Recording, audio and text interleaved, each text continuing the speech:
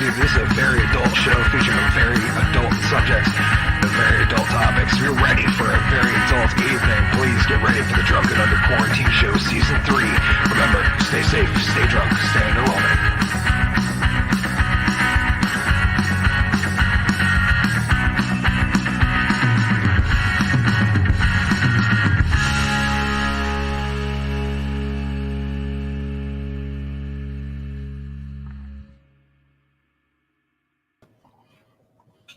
Good evening, ladies and gentlemen. Welcome back. It's Season 3, Episode 21, the Drunken Under Quarantine Show.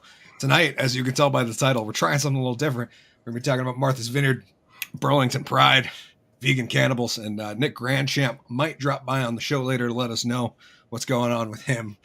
Kind of cool thing he's working on in Rutland. But without further ado, let's do the show, people.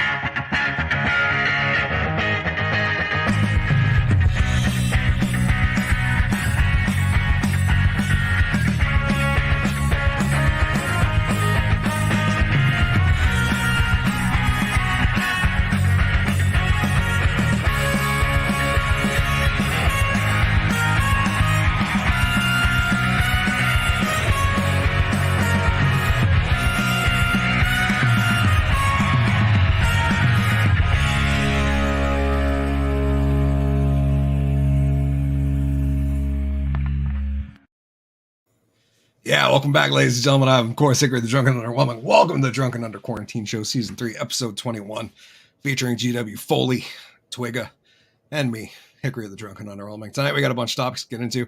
We're talking about vegan cannibals. I'll leave that one a little hazy until we get there. I don't want to spoil it.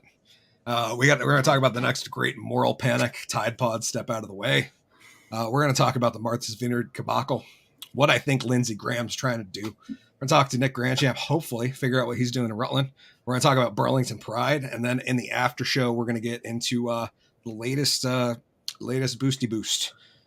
In the comments so far, Lynn's down there. Hello, everyone. Hey, Sean. Lynn, welcome. Thank you. In the beginning, Sean said vegan cannibals. Does this mean they only eat nuts? I'm migrating to Martha's Vineyard. And also said the liberties of a people never were, nor ever will be secure when the transaction of the rulers may be concealed from them.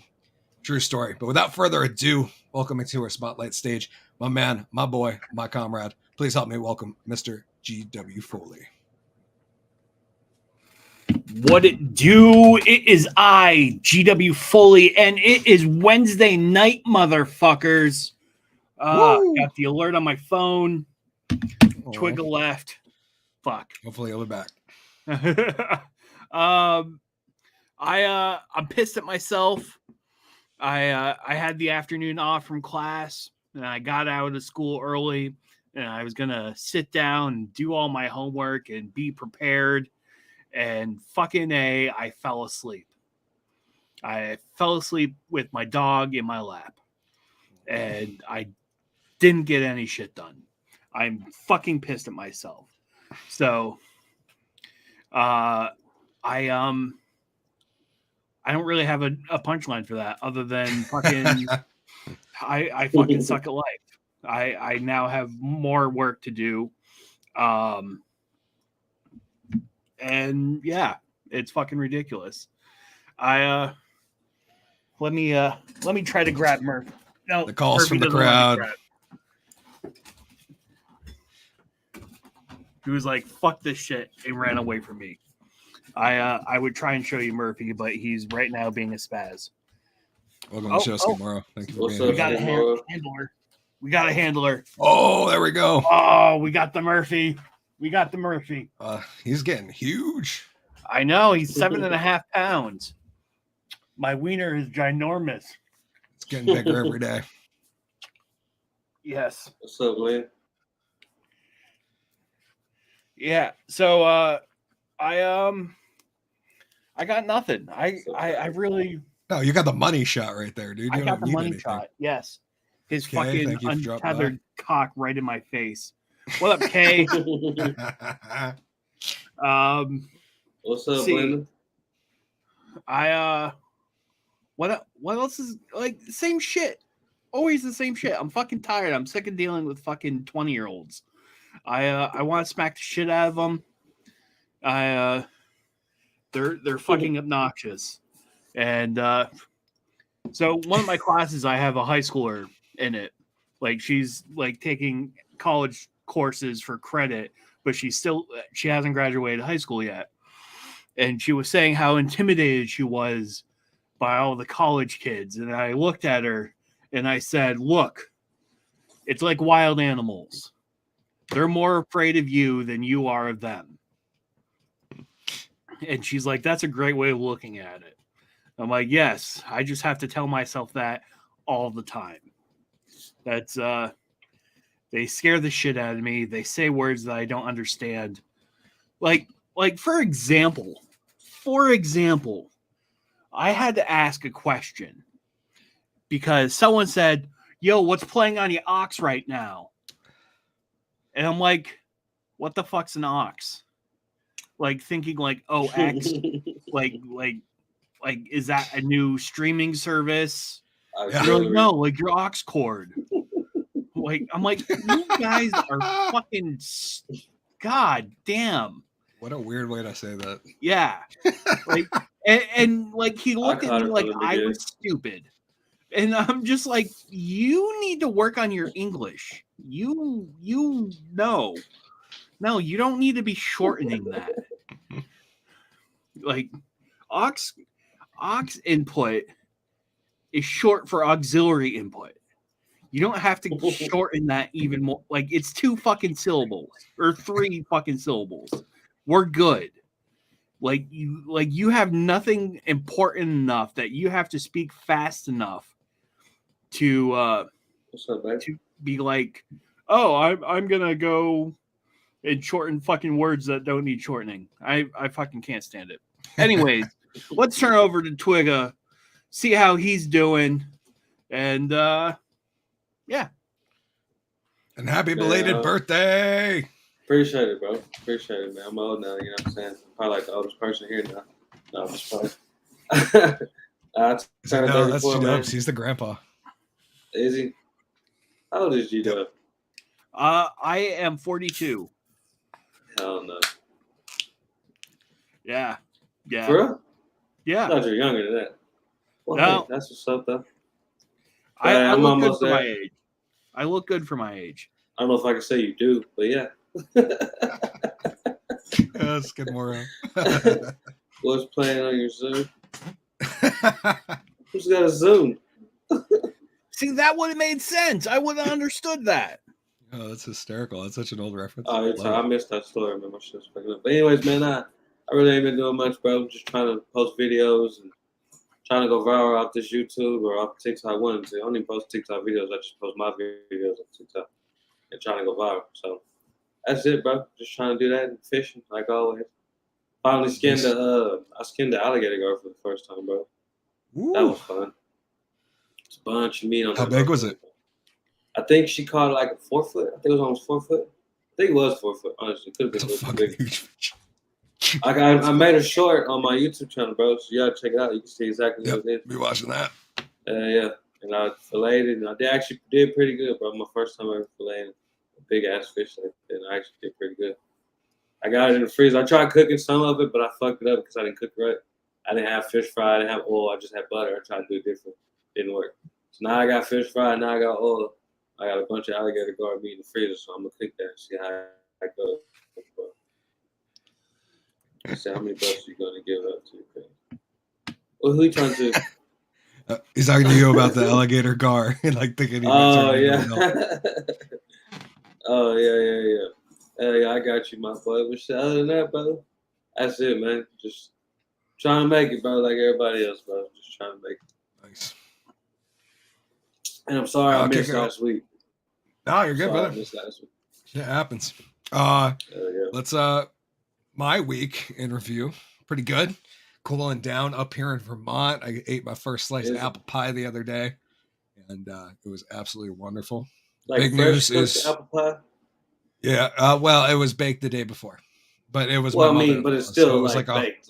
It was an fresh. Authentic, not store bought, not out of a freezer. Fuck yeah. It was a caramel apple pie. I ate it with a couple slices of sharp cheddar. That's how we do it up here, by the way. Apple pie. I don't know. It's sharp cheddar. Yeah, is that a thing down there? Do people eat cheese on apple pie at all? I've never heard that. I'm gonna have to try that shit. Oh, it's pretty good, bro. You Lord, want to bring me an apple pie home.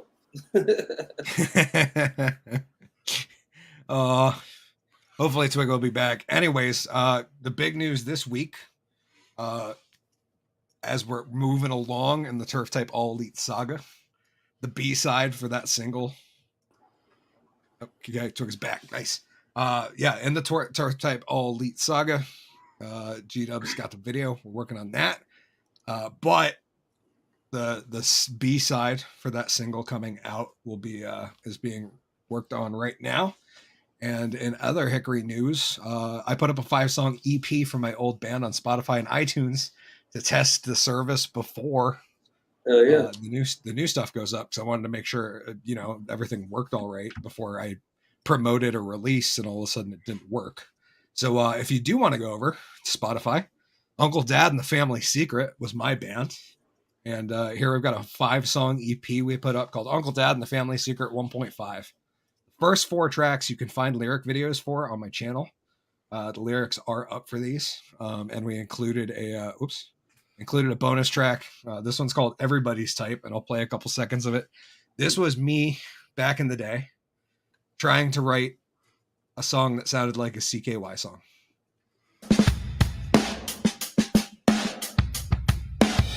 And you guys can hear that, right? Yep. Okay. Yeah, we can hear it.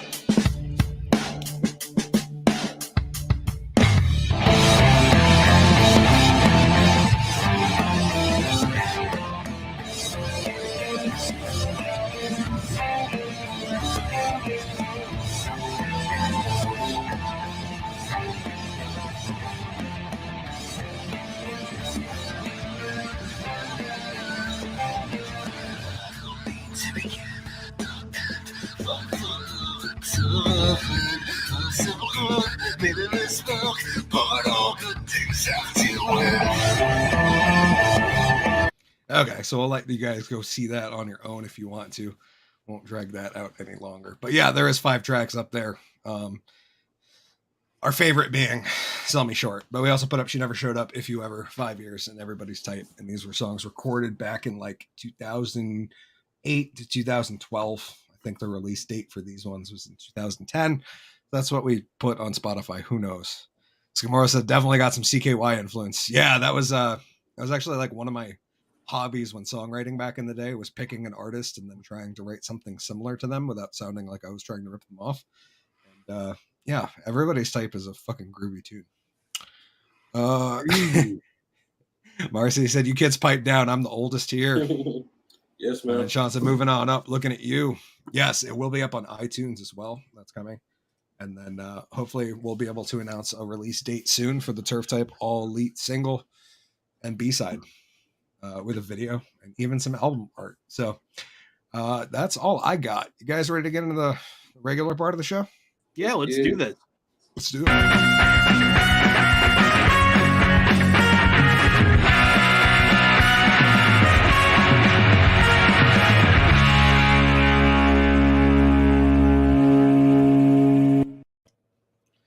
Okay, and it worked. We were all just there. That was like, see, I am a magician. I finally pulled it off. The powers came together, guys. I took a drink thinking that I was going to miss all the flipping around and shit, but yeah, no.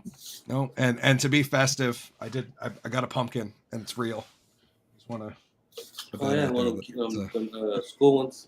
An actual, little cute little pumpkin for the shelf there. I'm all festive and shit. My mother actually there until it rots. That's probably true. My mother got me a fake Halloween tree.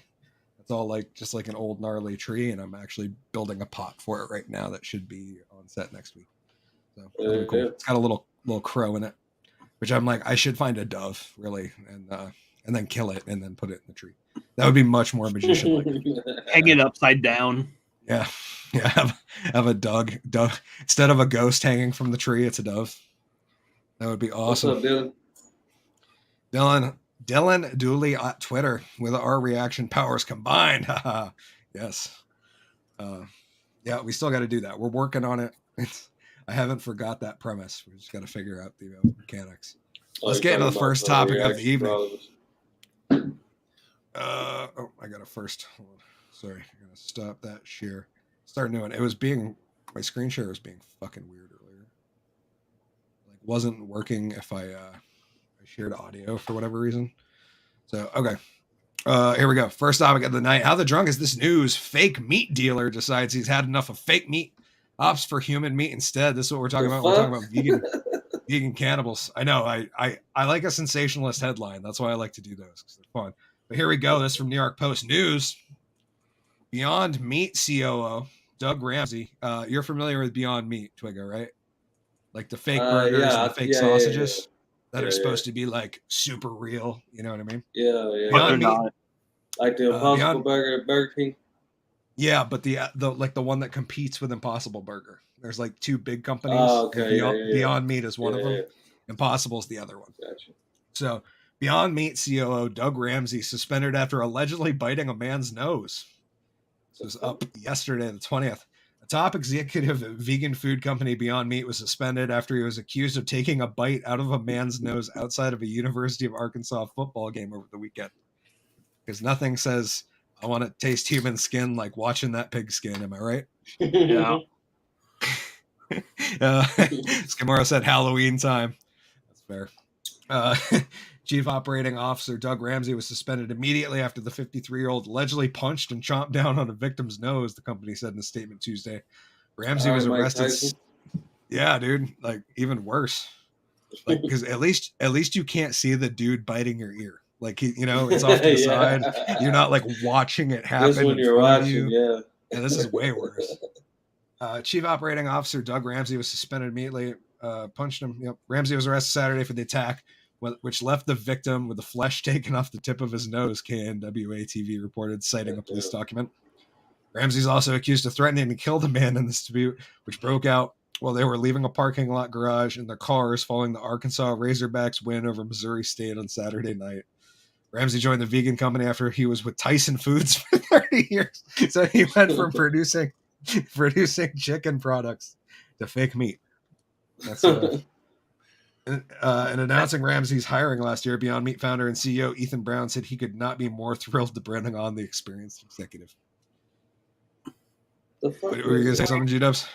I just, can you really call Tyson meat chicken? Like, no, I know. Legally speaking, like it's so fucking processed. I've seen a documentary about that. Dylan said, real meat is better. Check the DIA score. Follows more amino acids than animal protein. Well, yeah, of course, it's animal protein. It also doesn't have a bunch of like filler and fucking fake products and like binders and weird stuff that you need to make fake meat feel like meat. It's just, yeah. I feel like I should be defending fake meat for some reason. Like, I'm not going to. Yeah, we would have tried to get a vegan on the show, but their feelings are too easily hurt. So that's we can't do that.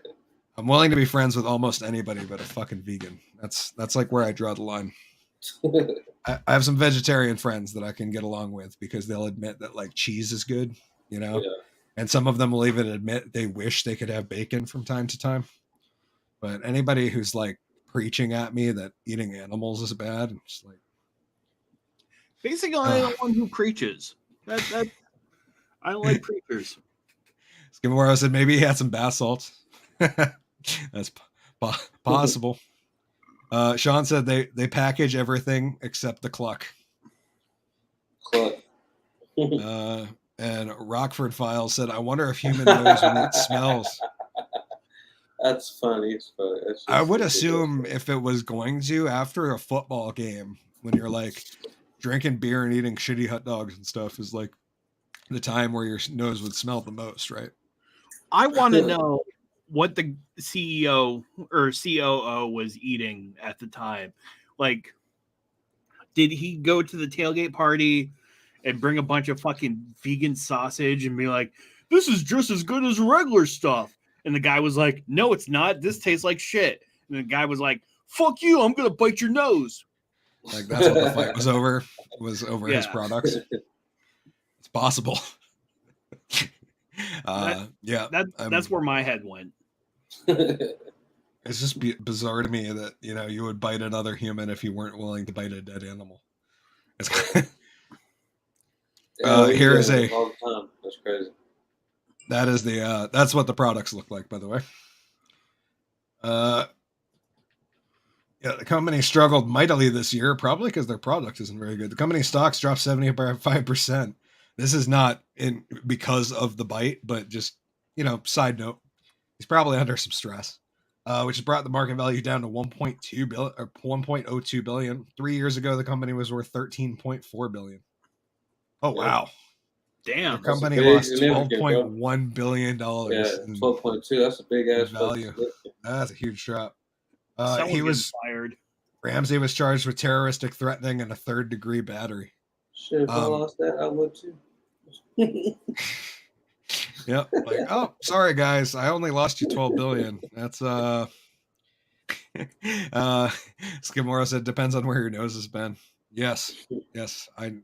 Some smelly places they can go. John said, is it okay to eat other people's boogers? I know it's not funny. And then I got the laughing, crying faces down in the chat. So that's exactly what I was thinking. I love a good dad joke. Thank you, Sean. Speaking of weird food trends, let's get right into the next one. Ooh, the next moral panic is here. I'm sure you guys remember all the other moral panics we had, like the Tide Pod challenge. Well, it was one of the milk crate challenge. Oh, that was stupid. So did y'all do that? No, oh, fuck no, dude. I'm an old white dude. I'm not doing that shit, bro. What y'all think about that before we move on? Like, what did y'all think about that? Like, how dumb is that, bro? The only white kids who should be trying it are skateboarders because they're used to falling anyways. And pretty much, yeah, you know, they know how, like, because they do it all the time. Everybody was doing that shit, bro. Yep, fuck that. Every height, every size, everything. Yep. Yeah, fuck that shit. I try to spend my life as close to the ground as possible without crashing into it. Exactly. Like, oh, Lynn said this one is nasty if it is what I think it is. I don't know if you do know what it is. Let us know if you got it right, Lynn. But the next moral panic Tide Pod challenge situation is here. The FDA says don't try NyQuil chicken trend you saw on TikTok. Apparently people are cooking chicken in NyQuil. And does it still make you go to sleep? I don't know if that's part of the plan. You think turkey would work better, right? If you're trying to. She said, "Yes, this is it." It was, yep. bro. It was. Yep. Why so would you I wonder if it works. Like, what's the story behind it? I don't know. I would assume some stupid kid tried it, and then somebody, somebody's parents saw it and reported it, and all of a sudden it went all the way up, and now the FDA is making statements. Bro, like, think about it. Like, what the fuck makes you think, like, dude, let's put NyQuil in the chicken. Make some fucking chicken, dude. Like, John said I was going to say that, but I was going to say that it was a turkey conspiracy. Trying to get people off the turkey. Man. Like, did they dip it in the chicken, or was it batter? I'm not sure. Let's see what they say. We're gonna find out. I hope. It's from Bloomberg. They say U.S. health regulators are warning about the dangers of a new TikTok challenge that has teens cooking chicken with the cold medication NyQuil. The so-called sleepy chicken trend. That was some of that sleepy chicken, right? Hey man, I need my fix. The sleepy chicken. They got to do sleepy chicken. That sounds like a nickname for a ratchet hooker. Sleepy Joe. That's Sleepy Joe shit, man. Sleepy Joe got that sleepy chicken, man. Yeah. The sleepy chicken trend involves cooking chicken breasts marinated in NyQuil in a pan. NyQuil contains acetaminophen, or Tylenol, dextromorphan, and doxylamine. And boiling medication can change the concentration and properties of its ingredients, the FDA warned. Because if you didn't know that boiling thing takes the water out of it and concentrates it, you shouldn't be cooking. Also, it just makes it fucking stronger, basically. A little stronger. Even if you don't eat the chicken, inhaling the medication's vapors while cooking could cause high levels of the drug to enter your body. This sounds like a how-to guide, not a warning. I tell you, I'm thinking about trying it, bro. I wonder if I get banned for live streaming this. Like, hey, welcome to Hickory's Kitchen. We're making some NyQuil chicken tonight. We got that sleepy chicken coming up, man. Oh, Lynn says, I saw a video where a woman poured almost a whole bottle of NyQuil in a pan like she was frying the chicken.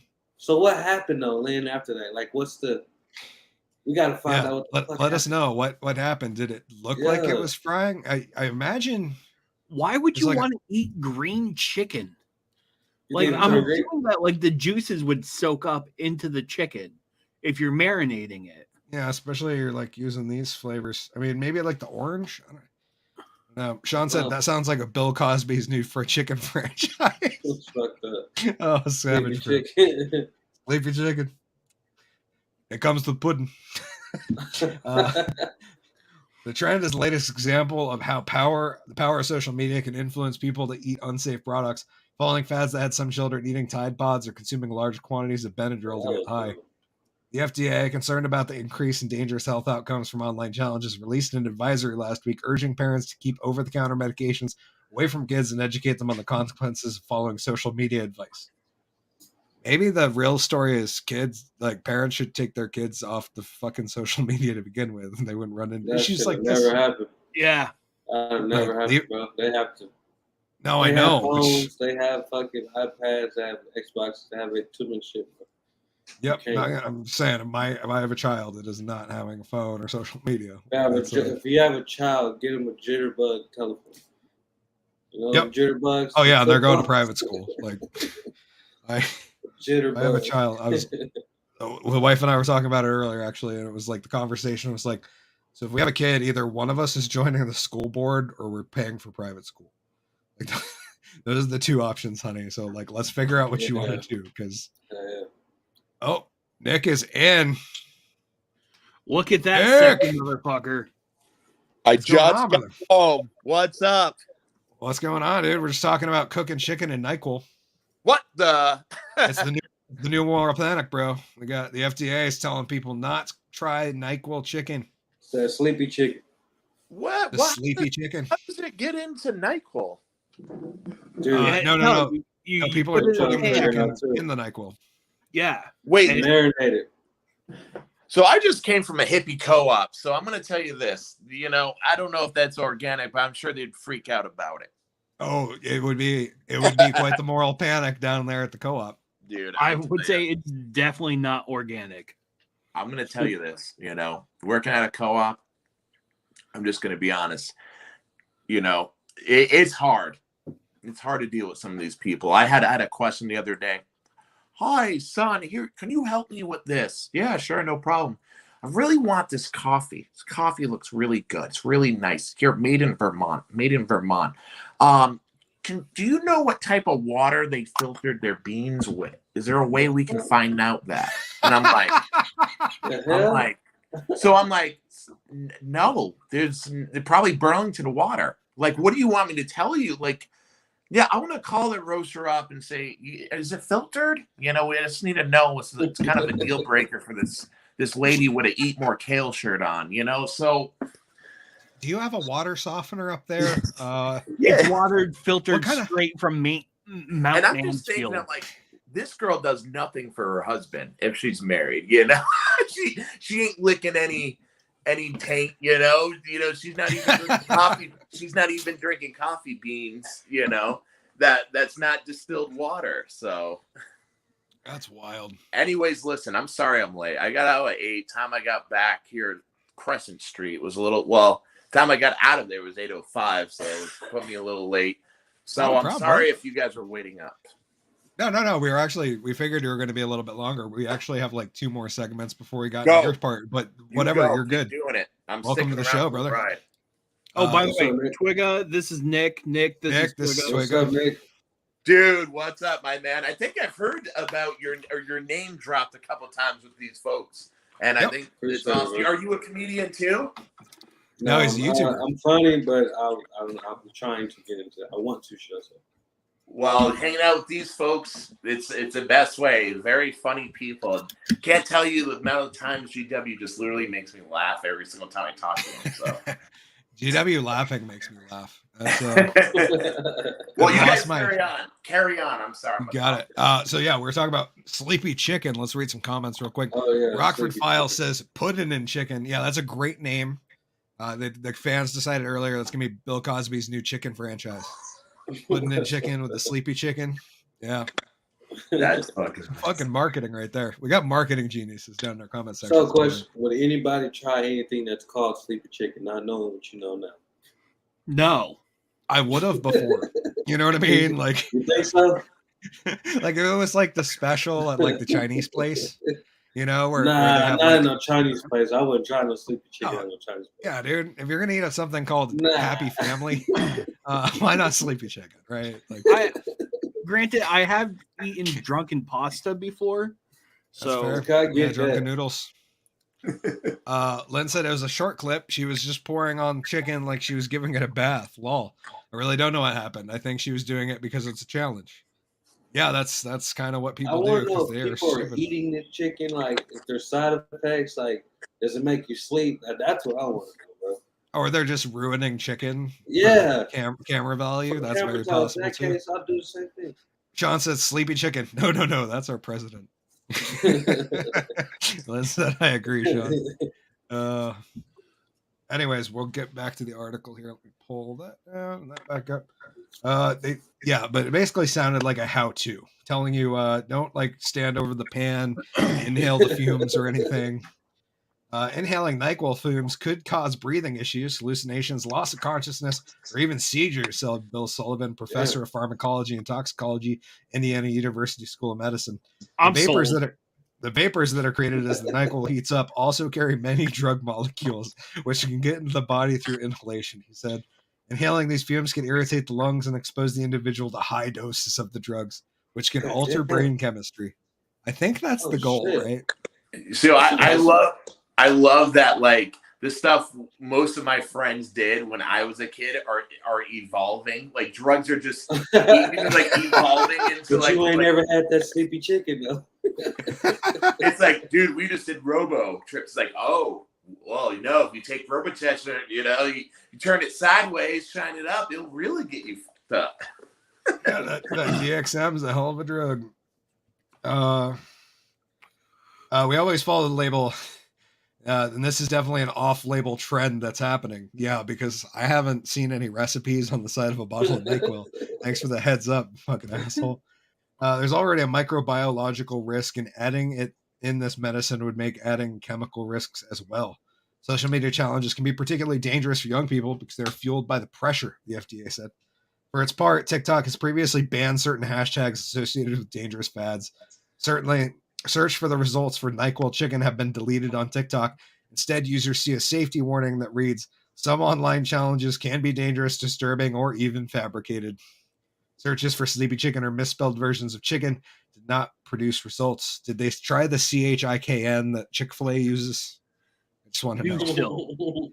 So I can look for sleepy chicken and find it, but I can't do NyQuil.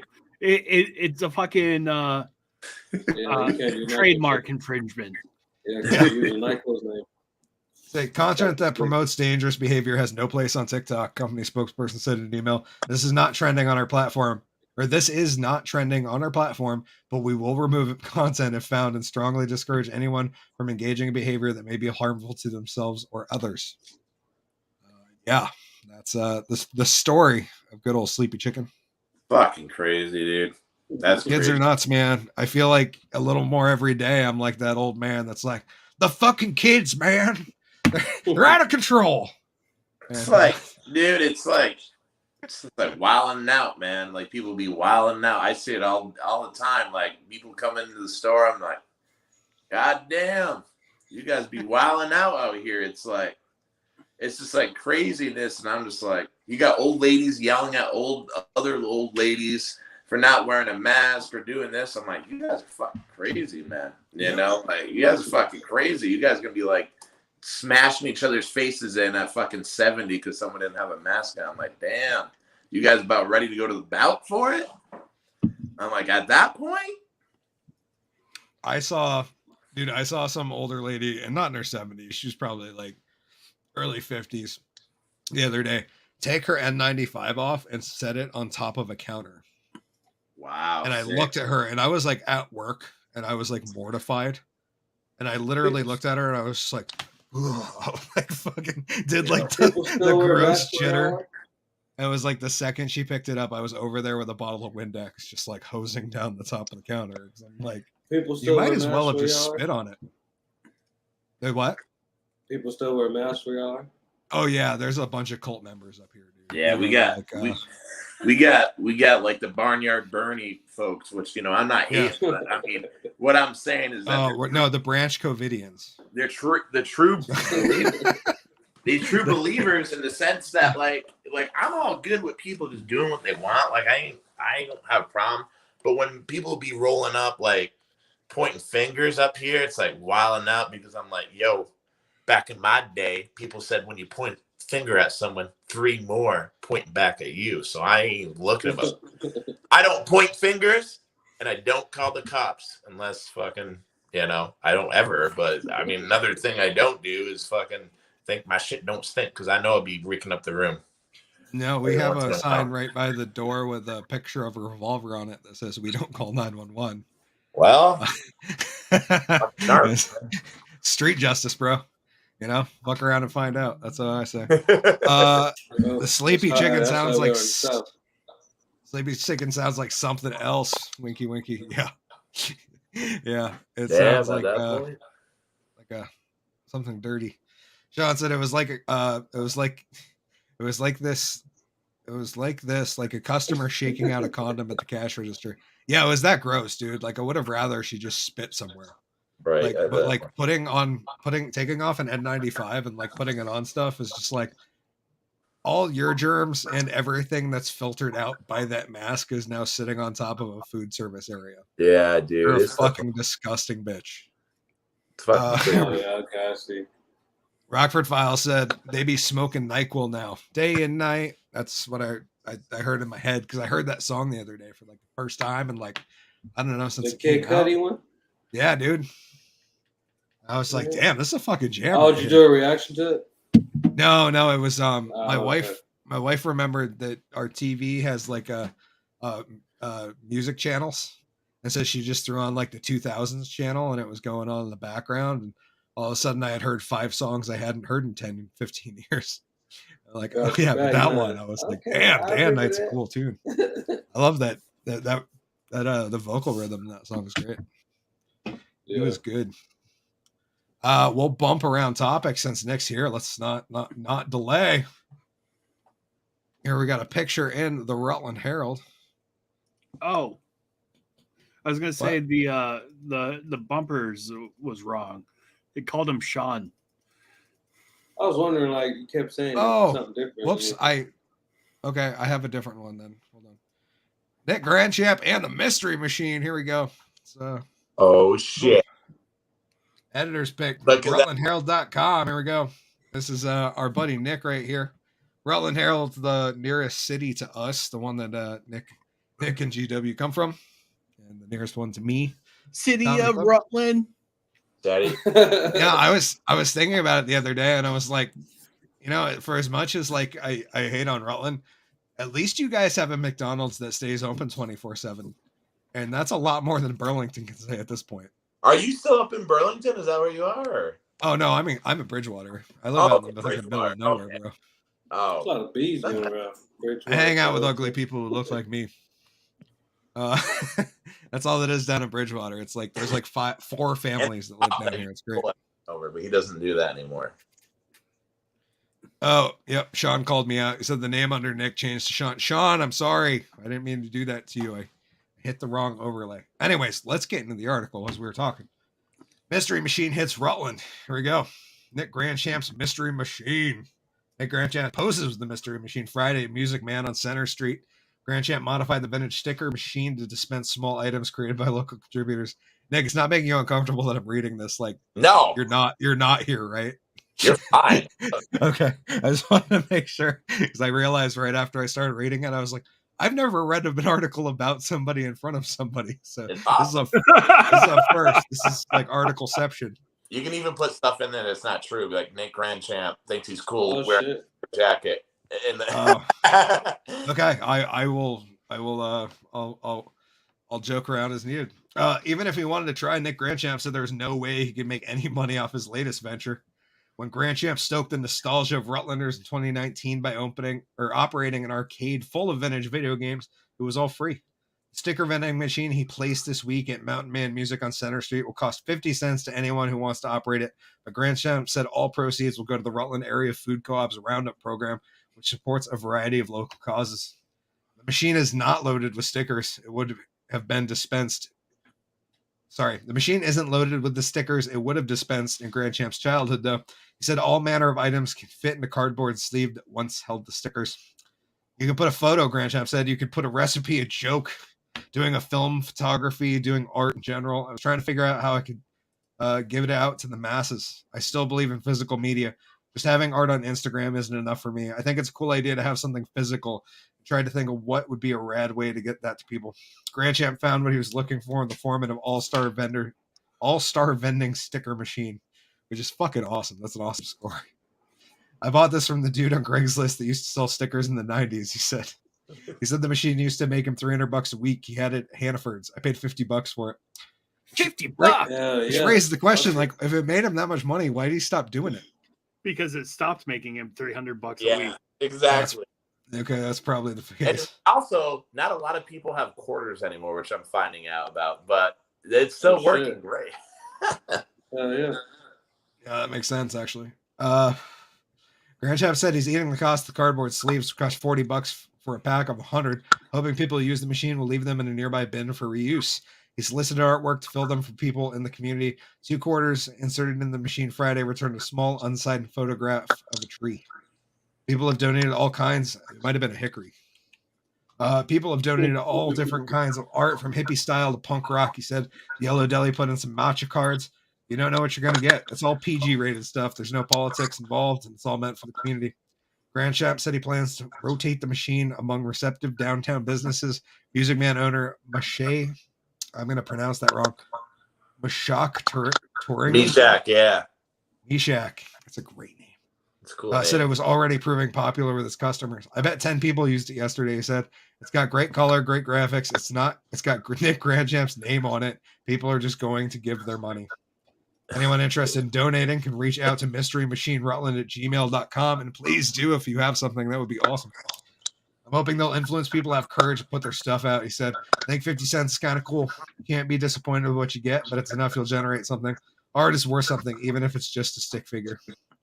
Great. Keeping the standards low and the expectation high. Right? Nick, I think that's pretty awesome. Dude, it's worked out great, dude. Here's the thing, right? Our generation, the last fucking 10 years, right? Seeing physical everything go away. It's fucking, you can't rent a movie anymore. You can't go to a fucking CD store like and buy a new CD, well, besides Walmart. But I mean, that's about it. There's no fucking, you can't go to Strawberries anymore and get the new Little Bow Wow CD. You know, it's sad that, like our kids, and if we're not, I don't know kids, our fucking future, no one's gonna know. It's like if you don't have an SD card with fucking Super Mario on it, you're fucked. Like you ain't, like if you bought that game and you don't have that card anymore, you don't own that game. You own a fucking file of the game. Like I grew up even like holding a fucking game card, fucking put it in the system, and there's no downloading. You play right away. Right then and there. That's what I'm saying, man. Like, and it's even like the Steam and platforms like that. Like if a developer X's their game, right? Even though you paid for it, it's gone. And you can't gone, man. Yeah, and that's gonna be the future. And that's why I was thinking about this, man. Like, seeing GW's art too. He's a comedian at heart, but you do paintings and drawings. They're beautiful. So I'm trying to take people. I'm a musician at heart, but I write a lot. I do a lot of other stuff. So like those ventures kind of keep us maniacs in New England fucking busy, so we're not smashing people's faces in. Yep. Creative. So I thought it's cool, and it's something that anyone can do because like it's not just doesn't have to be a poem. It doesn't have to be a picture. It can be a joke. It can be a recipe. It can be scribbles. Like just trying to get something out that's Anything. healthy, because like, yo, if you ain't doing something healthy, you're gonna be start doing shit that's unhealthy. So that's the kind of way I see it, man. It's like fucking do art or fucking hit the handle. Like you can hit the handle, but that shit ain't gonna end good after a while, you know. So it's like, Yep. might as well fucking try to do something. So And- I mean, those put machines do recipe that. for sleepy chicken in. What? What do you say? You're gonna put a recipe for sleepy chicken in? I love GW, damn it. That is actually hilarious. Yeah, we should. How many we of should those raise some- machines do you have? But Just that one? that'd be so funny to be like, I thought Nick Grandchamp said this was PG. Well, it's on TikTok, so fuck it. Right. It better be in the machine. No, man, I appreciate you guys kind of having me come on and flex at it, because I mean, it's something cool. And the rad thing is, dude, it holds up to 600 inserts, right? Holy shit! So I can fill this fucking thing up. It already has like probably over 100 and from different people. And like, basically, I don't have to do anything else. I just go there and collect the money. Like it's not a lot of maintenance, right? So it doesn't cost me a lot of my time. Like, you know, like basically, yeah, buying those inserts, but people are starting to like, you know, when they buy it, they just put the insert in this box so I get to reuse it. So it's not bad, man. And people are like repping their businesses, their small businesses. Like they'll put like a sticker from their business and they'll put their business card. So it's cool in that way too, where you get like, oh shit, you get a free sticker, but oh whoa, cool. This guy makes his fucking own t-shirts in his fucking basement. Buy, you know, go fucking give him his money. Yeah. You know, so it's like a cool has anybody put like download links or anything like Yep. that? I was wondering. I like, want you guys to do it. Yeah, like I Okay. play in bands. People sent me like download cards for their albums. Like, you know, Yeah. so, a lot of shit, man. It's crazy. There's so much you can do. Like there's no like rule book. It doesn't have to be a picture. It can be whatever. The thing that people are those starting machines realizing. you're gonna get What's more that? than one of those Are machines. you going to expand? Yeah, you're So gonna get more the than one. idea is I'm going to move the machine to different places so it gets new eyes. Because, you know, like over a while, you know, the same clientele will go into a store, right? So after 5 or 6 months, the same 50 people or 100 people are going to see it. So I want to move it to other places where, okay, the hippies are going to see it at the co-op and the coffee jerks are going to see it at the fucking coffee place. So that's my hope. Dude, it's already made. It's only been in the paper since Friday. It's already made like almost $70. And Oh, wow. yeah, Yeah, I that, think 50 cents at a time. That's 100. yeah, man, 50. Yeah, exactly. It takes a while, so it's cool, man. And it's something where it's like, yo, like it's cool to donate that money because it's not like the article said, like I ain't looking to make money off it. So like if I can make $100 for someone, fuck it, you know. Like I'm not looking for it to pay my bills, you know.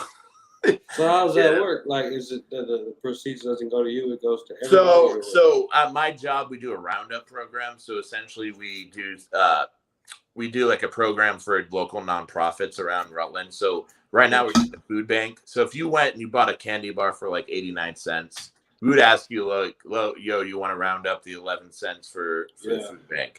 So I'm just gonna take those quarters and just kind of go to the register and just you can type in how much you want to donate. So okay, nice. It'd be kind of cool. Roundups are cool. Yeah, the market, Woodstock Farmers Market's doing roundups too, and it's a cool program. They've actually raised a lot of money on time, which is pretty cool, and helping local food bank and stuff. Comments in. Sean said, "Don't worry, you're breaking the fourth wall on every turn." He said, "You should sell 2 quarters for $1, and then blame it on Putin." Yes. I That's love hysterical. John said, "How about autographs? People will sell their children for an autograph." Have you got any signed artwork in there, dude? You want to know what I found yesterday?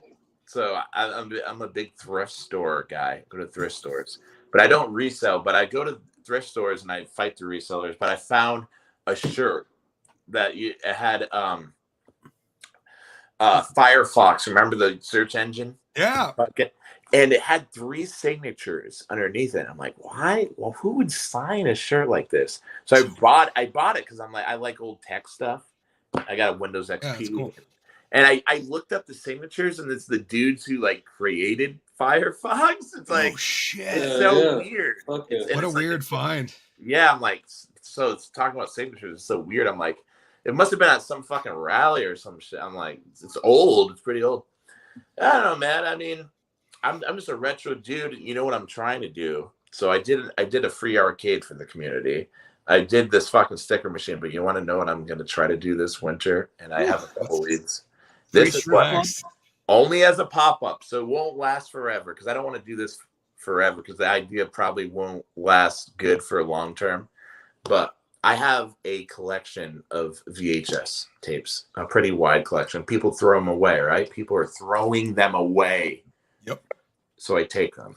What I want to do is there's a small place downtown that I want to take all these shit that I have that I barely paid anything for, if not nothing, bring them downtown, do a video VHS rental store. But here's the thing. You rent the fucking VHS player with it because at Goodwill, they constantly have VHS players too that I can pick up all the time. So it'd be kind of rad for 2 months.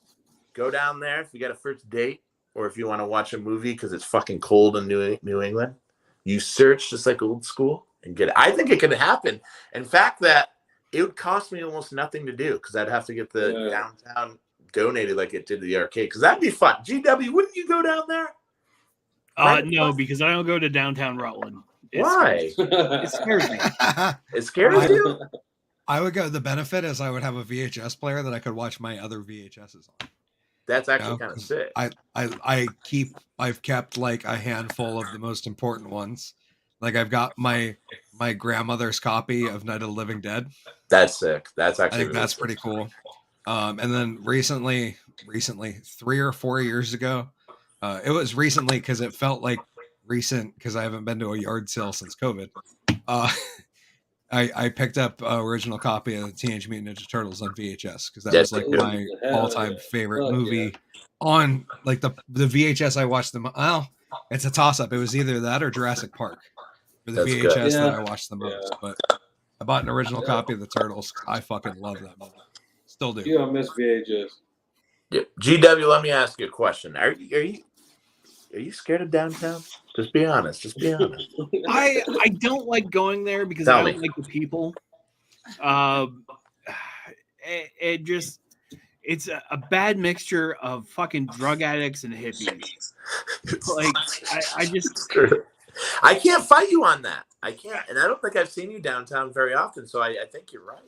Yeah, like I just can't. What stores do you cater to downtown? None catered to.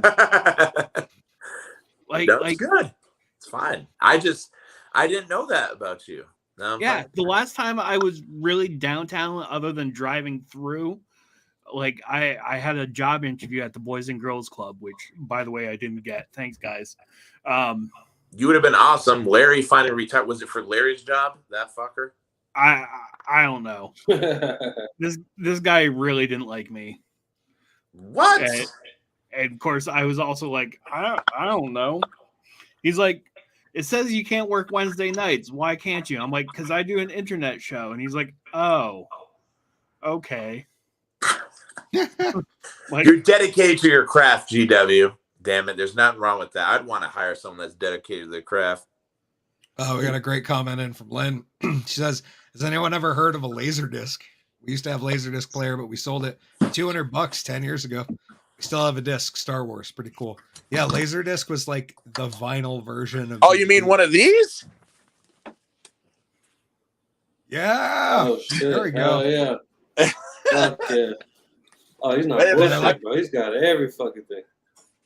They're like the size of a vinyl, right? Bro, you got the old ass computers and everything. Fuck yeah. Did you see it? It's a Laserdisc. Yeah. Which one? What movie is that? It's fucking Gremlins. Gremlins. Oh, Gremlins. Hell yeah. Yeah, bro, man. I've never even heard of Laserdisc. I never even heard of Laserdisc. What the fuck is a Laserdisc? Oh, so look, I don't know if you can see it. So it only plays, it's actually not a digital form of media. Everyone thinks it is, but it's an analog. It's like a record. A big ass fucking disc. Yep. And it has a half a movie on each side. And the rich people could only afford these. Oh, okay. The format didn't last because it was so expensive. Like, no one could afford it. Nick, I will tell you what happened. porn. Yes. I knew that too. That's Porn happened, and Porn porn didn't go with Laserdisc. and Oh, also Yeah, I went with DVD, right? Yeah. Laserdiscs were made more. Well, actually, Laserdisc did come out before DVD. This shit came out before like VHS one. So this is actually pretty old, even though they did really stuff on it. Dude, I've never heard of Laserdisc. Sean said Laserdisc and projection TV circa or 1985. Only rich people had them, man. I mean, it was kind of like your poor friend didn't have it, that's for sure. Like their dad. But you know what? No, I'm not trying to flex, but the Home Alone joints, they're real Home Alone fucking. I mean, listen, I just go to thrift stores. GW knows. He's gone to my house. You guys want pennants? I got whatever you want, whatever. No, see my VHS? I tell you, I'm collecting. All right, I'm done flexing. I didn't mean it. I probably look like that was cool. I like that room. Thanks, man. I like that room. You mentioned retro real quick, and I had to shared it on the show earlier before you got here. Is that there's actually, I don't know if do you remember Uncle Dad? Wow. So on Spotify and coming on iTunes, Uncle Dad the Family Secret 1.5 5-song EP just went live. That's the ska. Is that ska from Rutland? It's ska pop punk from Rutland. Yes, I remember that. Woodstock, Bridgewater, Killington, wherever you want to. Rutland with the Class Clown kids. No, actually, none of us went to Rutland, but we played down there a lot. So it was. Were you in the band? Yeah, I was the vocalist and bass player. My buddy Jake Preda played guitar, and we How cycled come I through. didn't fucking know. I knew this, but I didn't know this. How much old? We're around the same age, aren't you? Aren't we? Yeah, I'm 35 or 30. Yeah, 35, 34. I'll turn 35 next year. I have the worst memory. I used to watch you guys all the time. Yep. So yeah, Uncle Dad is live up on Spotify. It'll be up on iTunes soon. Will you send me that fucking link after? Yes, I will. I saw you guys play. I saw you guys play. I think it was Dana Rec Center. I can't remember if we played there or not. I think it was. I do remember I saw My Chemical Romance there back before they were with My Revenge and the food stamps. Yep, and I was there too. It's funny that me and you've known each other, but I just have terrible memory and I actually don't remember things. Like, well, that and I was never like we were that part. The weird part. It could be my childhood trauma too. That made we were like the drunk punk kids, you know. Like we were always like, we're gonna show we're not part of the straight edge scene, and we played a lot of bars. That you didn't hang out with Mikey X. No, our gimmick was that like back in the day, the Uncle Dad gimmick was that we had like 25 or 30 like solid originals, but we did like 50 different covers, and we could do like an entire 3-hour bar show just on like 90s tunes. And that was like our gimmick was like, I remember. Yeah, we'll show up and just do fucking that, and then we'll throw in 3 originals and nobody will notice and it'll be fine. Or we can go to a punk show and just lay down, 2 sets of original tunes. I love that shit, dude. That kind of our thing. But so yeah, there's a 1.5 up 5-song EP from back in the day. 2010 was the release. Sorry, I didn't remember you were in that, man. No, it's good. I did love your guys' band. I just don't remember. I can't remember shit, dude. And I actually feel really bad about it because I think people will come up to me and they'll be like, "Oh, I saw one of your bands," but I'm like, here's the thing, dude. I've been playing music for 20 years. I don't remember a lot of what happened, dude. It's fucked up, but it's just like it's true. He doesn't remember half the bands he's in. Straight edge kids actually probably remember less because we're more fucked up than my friends that I know that are alcoholics. That's probably serious. Yep. Right, GW? Come on. You've come to me wilding out a couple times. You're like, love Grandchamp. And then the other weird Nick Grandchamp, Kyle Hickory, the Drunken Underwhelming intermingling was you played at the Woodstock Little Theater like 7 or 8 years ago. Oh my God. Remember this. And I one of the punk kids at work was in a band that played there. And he asked me and Jake to chaperone the show because they needed chaperones. And I was like, dude, this has come full circle. This is my opportunity to give back to the punk community, and we'll go chaperone this thing and just make sure that no kids are being stupid. I'm like, we're not going to bust anybody. We'll just make sure kids aren't being idiots. And that seems fair. And we went and chaperoned the show. I remember that show. I can't remember what band, Get a Grip, maybe? I think it was. And they were, oh God, what was the name of their band? I want to say it was like Apothecary, but it was Jumanji X Squad, Riot Squad. I don't remember. It was like an A word that was like one Apothecarium. Yeah, Sounds like a punk name. I'll have to look it up. I've got their. I've actually, speaking of old school shit, I got their tape somewhere, so I will. I think that was longer than 7-8 years ago. It could have been like 2015. No, it had to be within the past 10 years because I was working at the market at the time. Do you work at the market up there at the In Woodstock? Yeah. Yeah, I've been there a decade now. The farmer's market is pretty much like a co-op, but it's a co-op that isn't a co-op. So basically is the premise of the store. So you know my pain personally. Oh, very much so. Yeah, I work the meat and seafood counter. I run a $1.5 million department with one other guy. I'm a bulk that. You know how come you can't move in the wood? I went there one time. The lanes are fucking tiny. I couldn't move. I was like, Jesus. Oh yeah, no, that store is as tight as it can be because that little 3,200 square foot retail space store does like 10 million a year. Yeah, I know, because all those leaf peeper. You're going to be busy in the next fucking month. Leaf peeper is going to be coming. Yeah, I'm not looking forward to it. You can go back and watch the Thanksgiving episodes of this show, and I'm literally like, okay, guys. Like somebody else take the lead, man, because I can barely fucking function right now. Please, just so keep poking me if I fall asleep. You brought up chaperoning a punk show. So I was 21 at the time, and the band TIP was playing at the show in Springfield, Vermont. And my buddies were like, "Let's go, let's hang out, let's go to a punk rock show." And I'm like, "Yeah, fucking." Everything's fine. We're there. Music's grooving. And I'm standing next to my best friend, Nate. And I go like this and bump into him. And he bumps into me. And the fucking chaperone comes up and goes, "You need to stand next to this wall." I'm what? Like, excuse me? He's like, "You heard me. Stand next to this wall." I'm like, "How long? Like, what are you doing? Like, I'm not hurting anybody. We're just running into each other. It's not." He's like, "No, that's against the rules. You have to stand next to this wall." Like, okay. I don't know what's going on here. Oh my god, dude. It's called slam dancing. Yeah. People say mosh pitting. Jesus, like this short little fucking 5'2" woman telling me I had to stand next to a wall because I was dancing too aggressively. You bumped into your buddy. Yeah. It's the end of the world. That's fucking. You know, Vermont be wilding out, man. I'm just gonna say this shit right now. It's like you can't even have fun up here. They be saying, listen, we got drug problems, man. How we can fix this? And I'm like, hey, I know we should do stuff for the youth and let them do what they want, pretty much for the most part, not be cops.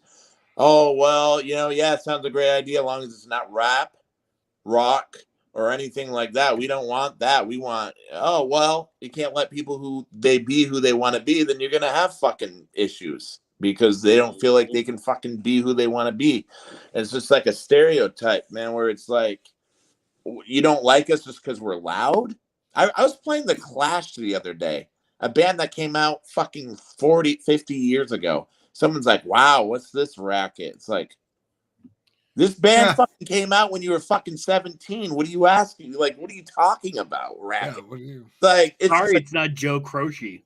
It's like, yeah, it's funny. It's like, you know how old this record is, and you're acting like it's some fucking new wave fucking Corn, Limp Bizkit shit. It's like, what are you talking about? Older than I am, bro.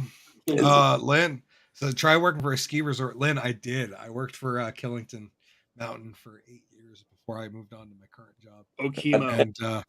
And while I was in the kitchen at the time, I did work omelet station, and listening to those entitled assholes is rough.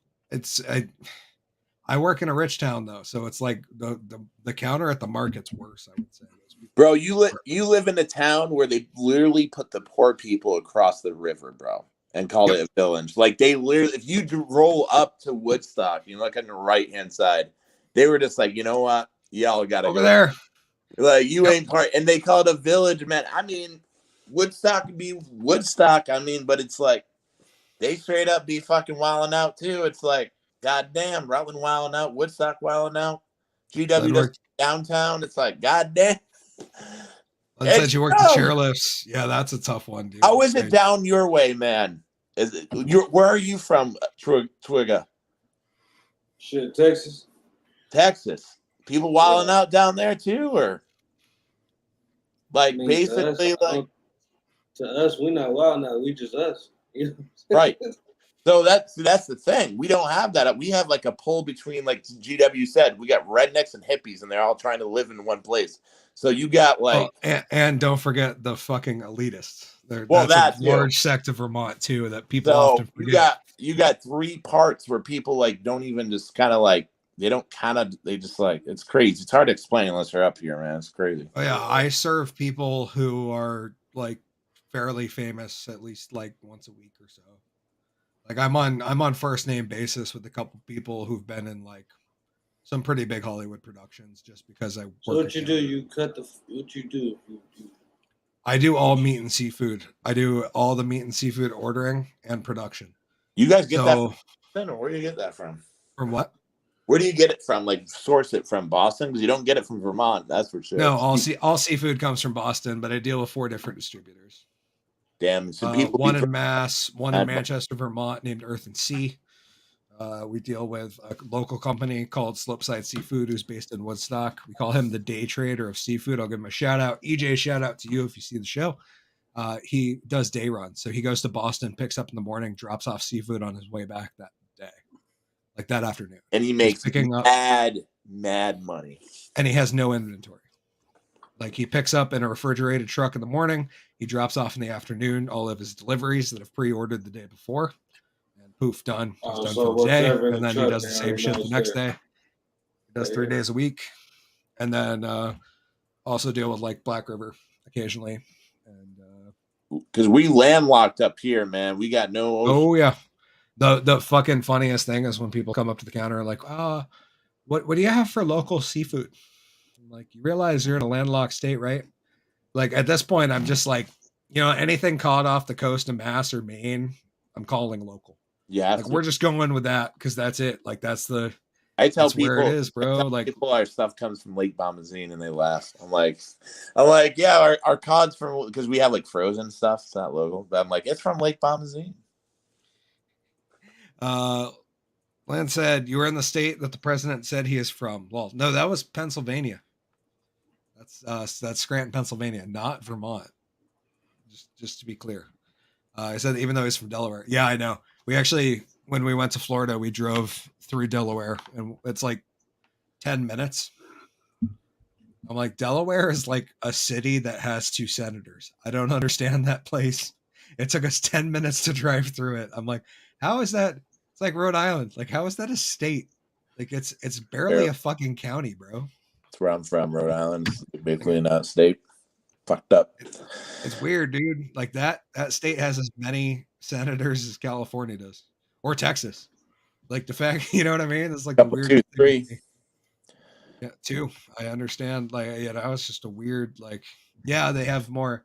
Texas, California, New York all have more House of Representatives members, but every state has 2 senators. And I'm like, I have a question. When's your guys' next show? Like in Bridgewater and GW, when's your next show? I think we're doing a show Saturday. I don't know if I'm on it. Yeah, me either. The next show, I plan on booking one in October. Just let me know, because I don't got Facebook, so if no one doesn't send me shit, I don't know. We'll do. We'll try to get that to you. Speaking of Massachusetts, let's get into this one. We got from the Babylon Bee.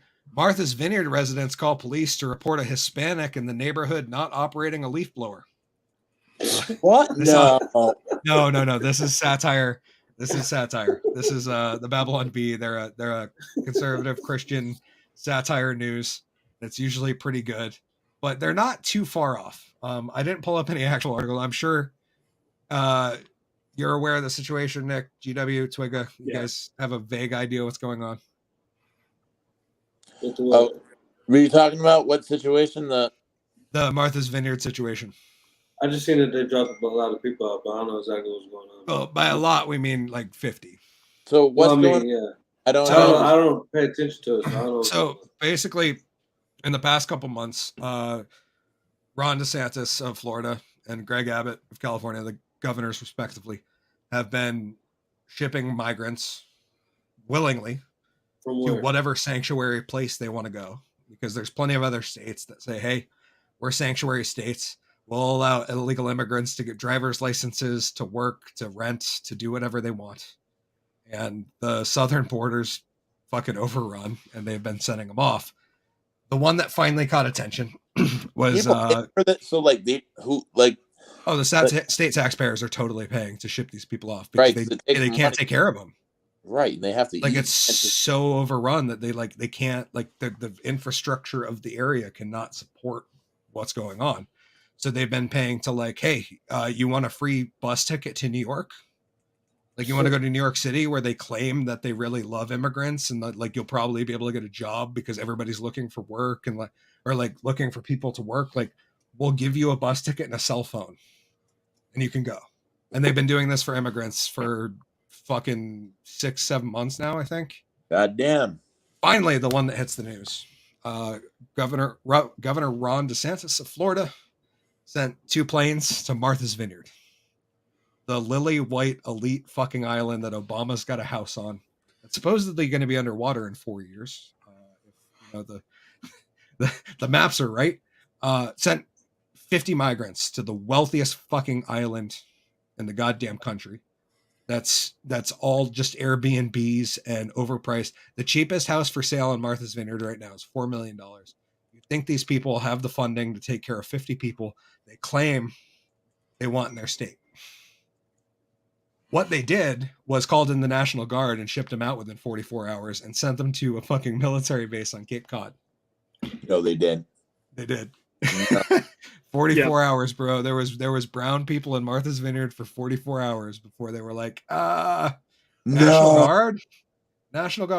So the headline for this one, as much as it's a little cringe, it says, the wealthiest white Democrat elite island in the United States does what the GOP has been dreaming of. Within 44 hours, they called in the military and shipped them out. Man. But what has happened since is now we have a lawyer. And first off, we have a sheriff in Texas, I want to say El Paso, going into an investigation to see if anything was illegal. And Massachusetts is what? There's a class action lawsuit from the immigrants claiming that Ron DeSantis claimed there was more there than, blah, blah, blah. He misled them. Today, he released the permission slip, basically. The form that everybody signed before they got their free cell phone and boarded the plane to go. It said, I'm not, I'm taking this free stuff and not, I won't hold anybody liable. Wow. Just an interesting. Where are those people coming from? Well, these ones were Venezuelans specifically. The 50 that landed in Martha's Vineyard were Venezuelan, which is a long fucking trip to get from Venezuela to Florida. Like a real long trip. That's my thing. Dude, working where you work, dude, these people that be going up and they be waving the flag, they be saying, we ain't racist, we ain't this, come here, we got you. Holding the flag. When you Black Lives Matter flag and all that that's shit. What I mean. When push comes to shove and it's come down and be on the field and support, they're like, we kind of just said that to kind of make our friends happy, so we look cool. But in theory, it's fucked up. This is what I want. But in practice, yeah. It's I want to flex that I'm a good person so I can sleep with 20-year-old college students. I'm not really into this, eat more kale shit. I have friends like that in Burlington. dude, I'm only posting super liberal stuff so like I can hang out with, you know, the 19-year-old who's naive and doesn't, you know, it's coming from a rich family and it's like, yeah, you're 40 years old and you like Bernie too? Sweet, let's fuck. It's like, you're a Twiddle fan? That's the secret to that band's success, was they attracted a bunch of hot college girls. Yeah, you like, and then that attracted all the Peter Pardoes out of the woodwork. It's just funny though. Like, no joke. Like the first Twiddle I show went to, it was 50% hot college girls and 50% creepy dudes in Hawaiian shirts. Dude, for real, and that was the crowd. Like, and you're not even wrong. Like, that's not even like a joke. That's like, oh no, I'm what it is, dude. Like, that's just my observation. No, and it's true, and it's like people will use that left kind of were like, hey, we're just open and free, and like, but it's like it ain't even about that. Like, you guys don't give a fuck about the movement, or like, you ain't writing punk rock songs like I've been for 20 years about like how fucked up all racism, religion, and war has been. Like, you haven't done that. You just put a bumper sticker on your fucking car. Yep. Like, they're not trying to put art. I'm punk rock, but I'm super pro-establishment. That's been a thing lately where it's like, what? No, fuck yourself. Yeah, that's like, why I've always been like, anti-establishment, bro. It's like, just, it's crazy, man. It's wild. Lynn said customers aren't always right. I don't care what anyone says. Actually, the proper saying, Lynn, is customers are always right, but the average customer doesn't know the difference between a shit and a sandwich. That's a true fucking story right there. True. Most of them are as dumb as a box of rocks. I get asked daily, how much food do I need to feed myself and my significant other? And I'm just like, how the fuck are you 35 years old and not know how much food you eat? It's true. Like, how don't you know? Like, how can't you put a weight to how much food you're going to consume? I don't understand. Like, I can tell you based on how hungry I am, the portion size. Like, real. And these people are like literally depending on some idiot behind a counter to tell them how much food they should eat. They just, man, it's so what I've seen, it's just basically a privilege that like people just don't even fucking realize what they're doing. It's not an excuse, but like people just roll up into small Vermont towns and they're just like, they don't fucking know. And they bought all these houses 2 years ago and they're like freaking out and they're like, oh my God, there's nothing up here. I'm like, I could have told you that fucking before you spent $1 million. Oh, there's no this here. Where's all this? And motherfucker, you're in the woods of Vermont. Like, that's where I had a family member from Rhode Island come up and he's like, he saw the swamp. He thought it was high grass. Motherfucker runs out into the swamp and he's sinking in. And he's like, what the hell's going on? I'm like, you dumb motherfucker. It's like you in Vermont right now. Like, that's a swamp. It's water. He's like freaking out. I'm like, you guys got to figure this shit out before you roll up fucking, Crocodile Dundee style. Like, man, you out here wearing Patagonia. You don't even know what the fuck's going on. The beautiful assistant said, I'll come with a van. I'll take at least 10. Talking about the immigrants in Martha's Vineyard. That was my initial thought, was like, what would be really funny is for a bunch of me and my more right-leaning friends to start a relocate the migrants to Vermont campaign so we can get some goddamn staff up in here. Because to be quite honest with you, I'd take fucking 3 based Venezuelans who ran from communism to the US than fucking 15 white privileged college kids. Yep. Like, hands down, no joke, any day of the week. Every day. And the thing 100%. is, a lot of them want opportunity, want to work. So I don't know why people are wilding out. And like, the thing is, it's like, man, it comes down to support. Like we just seen, man, when it comes into practice, like GW said, it's like they be fucking changing their tune real quick. That's why I fucking hate a lot of these fucks, dude. Like, it's just like, if you're going to say it, do it, dude. Don't lie and don't fucking try to fool people under the rug, man. These people. And don't like get your government to vote for shit that you don't actually believe in, just a virtue signal to other people. Like, oh my God, we're Massachusetts. Like, we're it's really easy to be like an immigration deportation free zone because like we're fucking 3,000 miles away from the border.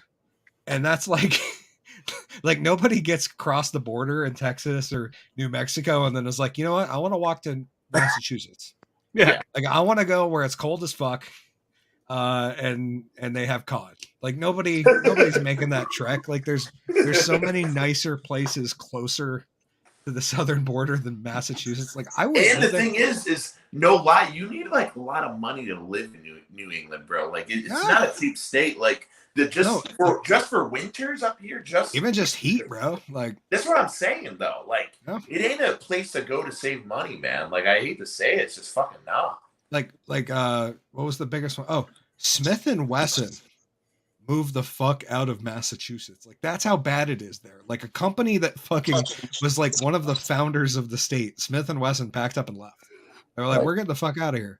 I mean, partly because they realized that the state was allowing them to manufacture, what was it, like 26 different firearms, but only 8 of them were legal in the state they manufactured them in. Like that might have been part of it. Because they're like, but yeah, they moved to Tennessee. They're like, yo, we're going someplace that doesn't hate us.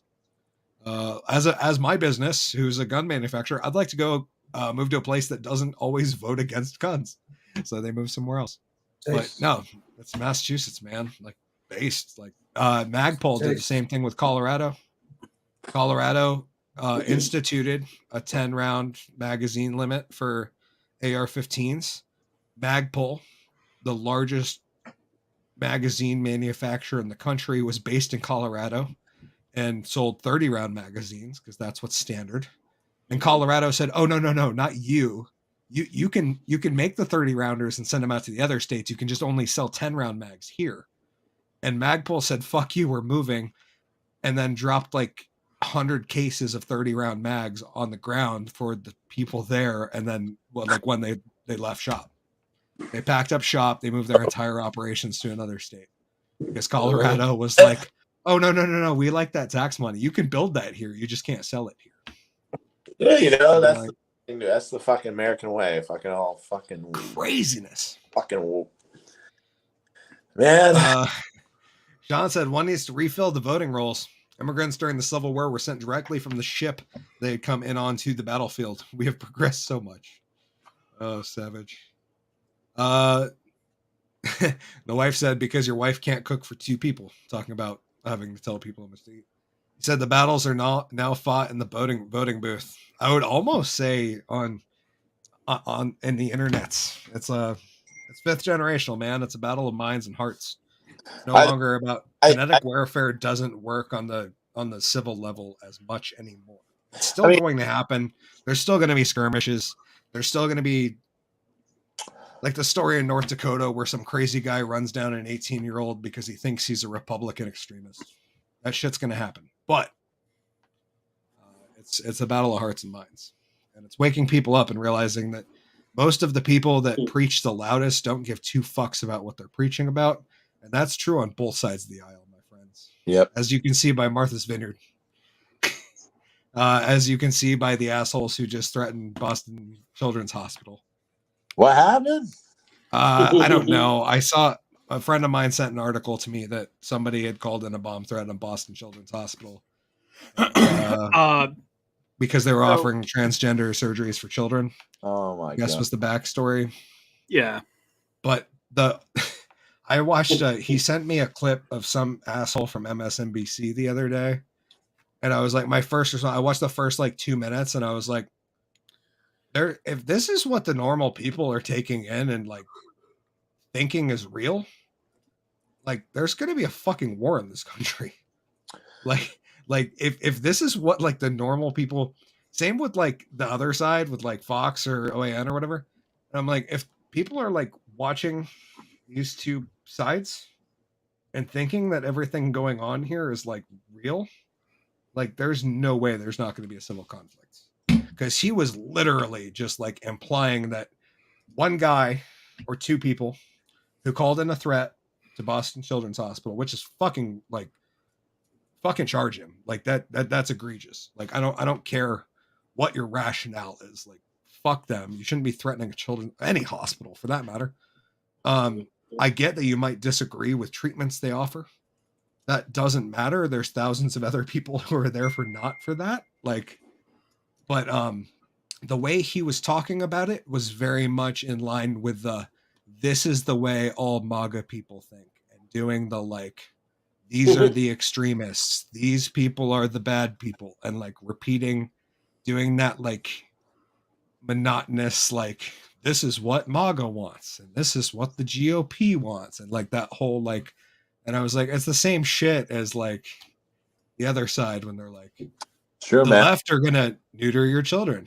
It's like, no, that's not really what's going on. But like, there's a fucking middle ground. But we have two media giants like trying to drag people into a conflict, and that's all I could think of as I watched this news clip from MSNBC. Is I was like, this is not what I remember when I watched MSNBC back in 2010 when I thought I was like a bleeding heart liberal. Like, this is not like Rachel Maddow was hyperbolic, but she wasn't like, these people aren't even human. Like, and that's just like, it's mind boggling to me. It's like, there's no way there's not a conflict based on what I mean, I think COVID's waking the eyes of like a lot of people on both sides. Like, and I'd hope most people are somewhere in the middle now for the most part, because I mean, I've seen two extremes of both, and I don't want nothing to do with either. I'm talking like fucking insanity, where it's like, okay, I get guns and stuff. I had people walking in co-ops with guns because they're scared of their life. I'm like, you probably don't need it here, but I get you want to carry it, but like, it's just like at least like maybe conceal it so the people around you aren't nervous. Like, it's just like I'm pro 2A as fuck. Like, right. I love weaponry. I like historical shit. I like modern shit. I love it. I don't like openly carry. Like, I'm not like out there like trying to make people nervous. Well, and dude, secondly, I don't want you to know that I'm carrying anyways. So I'm in a position where I need it. You're not gonna know until like fight's over. That's what I'm saying, man. Like, that's my deal. It's like, it's a tactical disadvantage. Yeah, but you got people like that would be wild, like just trying to be like intimidating from the start, just from the start. And but then you got people who are just like, again, so like fucking on the other side of things, that so privileged that like they just don't give a fuck about you or your family, you know. And that's why I felt like we're on the left side where it's like, dude, they don't give a fuck, they just want service, and like they don't give a fuck about me. So you got both. You got the wilding out fucking, like, I'm building a bunker in my fucking backyard with fucking, you know, and I'm like, that's a little, you know. And then you got the fucking, you might be a little extreme, you know. Then you got the fucking like, I don't give a fuck, I'm buying 2 houses in Vermont for my fucking family because I can afford it type shit. And I'm gonna vote for anybody who's willing to disarm other people. Right. So you got two fucking wilding out, fucking crazy in their own minds because they're like, well, I gotta buy all this stuff for my family. It's like, dude. So you got that. I'm not about either one of that shit, dude. I mean, it's fucking crazy. I will say though, I think having a little bit, like, I feel like Preppers, like the TV show, blew that shit out of proportion. And like I feel like there's like and G-Dubs, Twigga, correct me if you think I'm wrong. I think there's a coordinated effort to make people who are prepared for like, I don't know, a couple weeks fit in the same group as the people who are prepared for like the hall or for like Armageddon. End days. Yeah. Like Irene opened my eyes. Yeah. I was like, you know, maybe I should have 2 weeks worth of food. I get that, but maybe I should have like some extra water, some medicine. Right. But would you trample other people down and kind of make people feel like they're less to get that? You know, that's what I'm saying. Yeah. You know what I mean? Like, no, I agree. G-Dub said he would. Well, yeah, but that's the funny part is when people were trampling each other at the beginning of COVID, I was laughing my ass off because I was like, bro, I got plenty of toilet paper. I don't care. Like, guys like you, I've been the guy that's had a fucking closet full of toilet paper. Guys like you and I will wipe a fucking t-shirt. You know what I'm saying? Like, if we had to. Like, if I'm fucking down to nothing, I'm taking a t-shirt and wiping my ass. I'm not fighting some fucking hippie at the fucking Walmart for a fucking toilet paper. I'm wiping my ass with a t-shirt. Like, I don't care. I'm just hopping in the shower.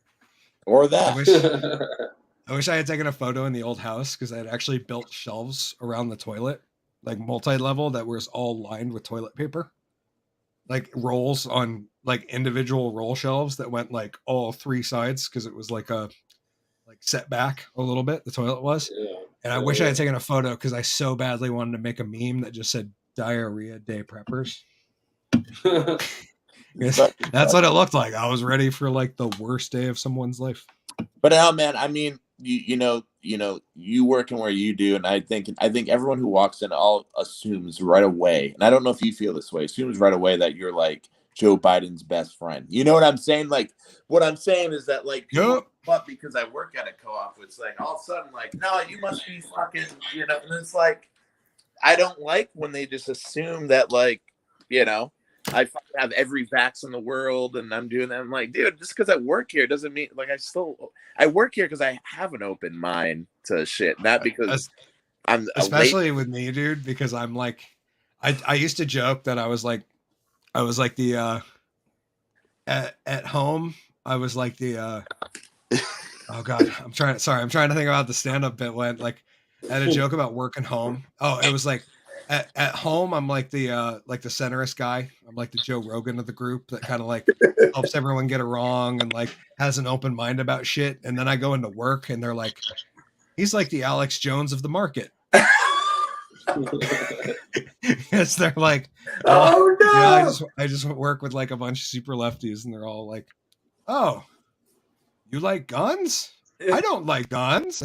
Like there's a couple of people that are like totally whatever. They're man. It's salt of the earth Vermont people who don't care. But no, that felt like for the first couple of years, it was like people would just look at me and be like, it's wild, dude. He was laughing when Trump won. And I was like, I wasn't laughing because I was happy. I was laughing because all y'all motherfuckers were so upset that it was funny. Like, I don't know. I don't know how to say it, but when you see every single person in mourning over a federal election, that probably won't affect you much. That's something funny. And yeah. Anyways. Wild out, man. Len said if I ran out of toilet paper, I'll cut up old washcloths, use them, and wash them out. Back when our kids were little, we didn't have wipes. I had to use washcloths. Understood, Len. Yeah. Well, you could reuse them, right? Just clean that shit. While we're talking about politics and bullshit, we'll do the fast, quick last story of the normal show before we get in the after show and talk about that shit. I'm really interested to get into. But before we do, let's do this last subject. Lindsey Graham is trying to throw the midterms. That's my honest take on it. I don't know how else to say it. I hate to say it like a statement of fact because I'm not a news analyst, but shit like this makes me think that Lindsey Graham's trying to throw the midterms for the GOP because he doesn't want any the MAGA people to win because he knows his job's going to be up if they do. Here from the Hill, they say Graham says he's confident Americans would support national abortion ban. This is asinine bullshit to be running right before the midterms, let alone how you feel about the subject, let alone how you feel about either side of the aisle. If you knew, G-Dubs, there was a key voting element for the opposition, and they were 100% against you, would that be the bill, even though there's not a chance in fucking hell that you would ever win? Is that the bill you would propose 2 weeks or 2 months before voting? No, the fuck I wouldn't. Yeah. Like, I feel like it's what I was just saying that I feel like this is Lindsey Graham trying to throw the election because there's no rational reason that a Republican, knowing they will not pass or even get close to 2 months before the midterms, would try to introduce a bill that 95% of the fucking country doesn't agree with. My only conclusion is he is trying to get Republicans to lose. Yeah. And I don't care like how you feel either way. First off, fuck Lindsey Graham. Like that's I don't care. Like I am as much as I am the Alex Jones of the show. Fuck Lindsey Graham. This guy is a washed up old GOP member who's been in office way too fucking long. And it makes me sad that when people call me a conservative or Republican, I think of this old fuck and that turtle man Mitch McConnell, and it makes me sad in my heart. I'm like, that puts me in the same boat with those assholes. Like, no, I'm a libertarian. Like, I don't care. I don't care. That's my deal. Is I don't give a fuck. as much as Seinfeld, the show, was about nothing, that's my political stance. I don't give a shit. You do what you want to do, as long as you don't abuse children. That's really all I care about. But yeah, that's all I can think of when I see this article. Graham says he's confident Americans would support national abortion ban.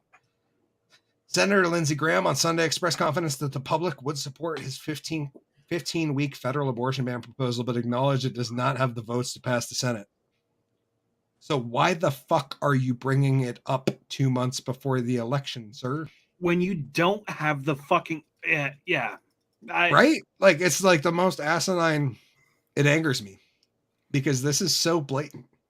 This is a play to let the Democrats win. Like, and I don't care what anybody says. I don't care how conspiracy theorist I sound.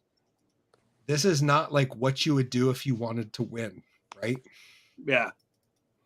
Like, and Nick, I'm sure you can agree. Like, this is I agree. fucking asinine, right? Like, well, here's the thing. Like we were just talking, as a punk rocker, dude, I and probably most people would probably say that I'm more paranoid than anything. I'd agree, because I don't trust anything people really do, and if they do it in the right way. So this could totally be something like that, man. Like, I'm just saying, like, it's really hard to be like, nah, this guy's good, wholehearted person, I mean, what I'm saying is, you never know the fucking money that's being passed around. You never know whose hands are and whose part on both sides.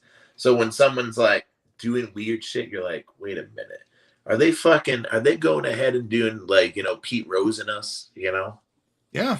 I feel like he's trying to throw it.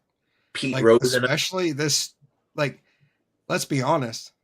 The Congress is so slow. They're not going to get anything done before the fucking elections anyways. What I mean, dude. So, like, what would be the point of even bringing something this divisive up? I would understand if it was hey, there's this emergency we need to deal, there was, some actual emergency that popped up. Like, okay, we need to introduce this real quick so we can get it, we can work on whatever. There was a hurricane. Okay, like, bring the fucking bill up. Let's get some money to the people who need it. But to bring up something this divisive 2 months before elections. This is why he's doing it. It's to show his base he's trying. That's it. He can be like, look, I think he's trying to throw it, bro. I think he's trying to lose spots for the right because he is scared as hell that a bunch of fucking MAGA dudes are going to win, and he's going to lose his seat. Like, he's going to lose his shit the next time. Like, he's going to lose his spot the next time it comes around. If there is an upright, like the based right MAGA. Have you guys ever gone to any type of rally where some politician is like vouching for like one of the people who's running, right? I recently, like, watched something like that, and it's just like, man, like, it's such like a weird thing to see when you take down to like the core, where you got someone who's saying all these amazing things about someone, but I'm like, man, you motherfucker, are you hanging out with this person? Like, how, like, you're saying this person believes in X, Y, and Z, but I'm like, man, you home when she's making rice-a-roni, or this person make her, and they telling you how they really feel. You know what I'm saying? It's like, or if they're like on a debate stage, and they tear each other apart during a debate. No, and then they shake hands and then endorse each other. Yeah, like Bernie did for Hillary. That's what I'm saying. Where I was like, that's I can't fucking. Dude, but the biggest thing is like, I'm always about integrity in the sense of like, I've got homies that are looking for jobs right now, and I want them to have work, and I want them to fucking do their best, right? No matter what, they're homies, right? But if someone called and be like, yo, is your homie a good worker? Should I hire him? And if I feel in my heart that they're not, even though I'm homies with them, like, I'm going to keep it real, man. Like, I ain't going to put them down, but like, basically I don't give my name out to people unless I really, you know what I'm saying? Like, if I know them enough. What you're saying is every time I used you for a job reference, you were like, fuck no. I see. Not you. You actually, I don't think you've ever used me for a reference, but I do have. I do have people where I'm like, listen, I love you, dude, but I don't know if you should work with me because I don't think you'll fucking come to work. So it's like, I mean, we all have those friends, right? Come on. Yeah. We all have those friends like, yo, we can watch the game together, but like, I don't know if I'm going to get you a job in my fucking place, you know? Yeah, pretty fucking much. I like you, but I don't want to work with you. Yeah. Because you're going to fuck up everything. My integrity would have to give me like, well, we're not going to trust Grandchamp on the next hire because this guy sucks. Like, well, yeah, he's vaping in the bathroom and not working. Yeah, good one, Nick. Thanks. Now we have to fire him. That sounds like me. That's just go to the bathroom and start vaping. Fuck it. Hey, you know what? Dude, people said, listen, there's Hey man, speaking of vaping, I started smoking Black & Milds like over 2 weeks ago. I picked up the little THC pens. Now I just smoke these. I don't smoke Black & Milds. How do you? Yeah, is it working out for you? Well, the what's it? Not THC. What's the other one? CBD. What's it? THC and what's the other one? CBD. The CBD pens and shit. But it made me stop smoking, bro. Like really stop smoking tobacco and shit. And just really just focus on just this. You know what I'm saying? And I've saved a Hell lot of yeah, money man. on this shit. Hey, whatever helps and whatever can save money, man. I'm about that for real. Yeah. Shit helps out a lot. Sick. Okay, in the comments, we got a couple good ones. Berlin, yeah, I was gonna bring this up, but it was new, and I didn't know if I really wanted to get into the depths on this one. So, did you see there was an 18-year-old boy who was ran over by a 41-year-old who was drunk? Said he got into the argument with this kid and ran over him because he was a right-wing extremist. Yeah, I did see that article. It's from North Dakota. A 41-year-old man got into an argument with an 18-year-old in a political dispute. He then chased down the 18-year-old and ran him down with his vehicle, claiming the 18-year-old was part of an extremist Republican group. Sounds very similar to some rhetoric we heard from our president just a couple weeks ago. And, he did his, has anyone ever? Did anyone learn anything through this COVID shit, or did people not work with the public enough to really see what's going on? Because it's like, or like listen, because it's like, man, these motherfuckers. Like we were talking earlier, man. People are gonna be doing this shit. Like this is like wild out. This is what I'm talking about. Wild out. Fucking crazy, dude. Yeah, absolutely nuts. Like, dude, literally chased down with his vehicle and killed an 18-year-old that he had a political disagreement with, because he claimed that the 18-year-old was part of a Republican extremist group, even though the kid, the guy claimed kid was calling people to come jump him. Meanwhile, kid was on his cell phone talking to his mother about how he was scared because some guy was chasing him. Yeah, he got killed. And then the guy called himself in and was like, hey, I just ran over this kid with my car, and actually told the police that the reason he ran him over is because he was part of a Republican extremist group. Wow, my God, dude. Nuts, bro. I mean, there's legit Nazis out there. I'm not gonna lie, but I mean that's different between a republic.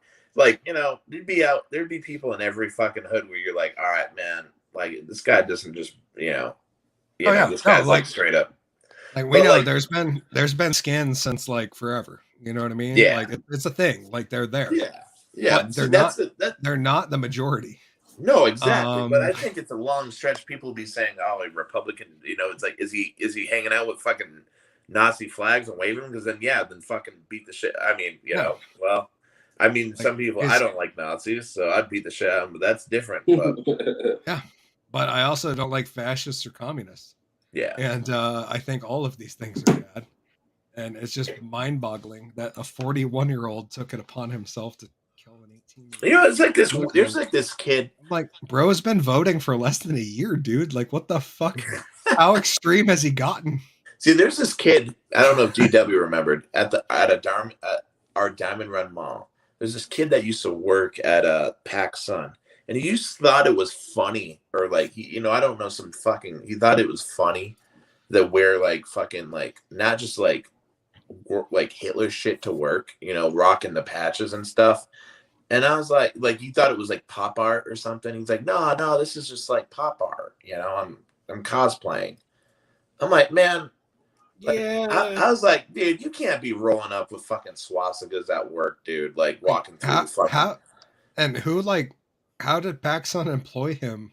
Well, like After they it's found like, out, like, you know, like that's a whole other thing. Is like, he would have it on his like jacket to leave. Like, you know, it was like he's like, nah. He's like, you didn't like that. It's like, what, dude? Okay, so he wasn't like behind the counter when he was wearing it. No, like, but this is a whole other issue. Everyone knew though. Like you walking through the halls going home, fucking rolling up with swastikas in the back. It's like, dude, like you're gonna get fucking beat down. If you're gonna wear some shit like that, fucking stand up and man up and own it.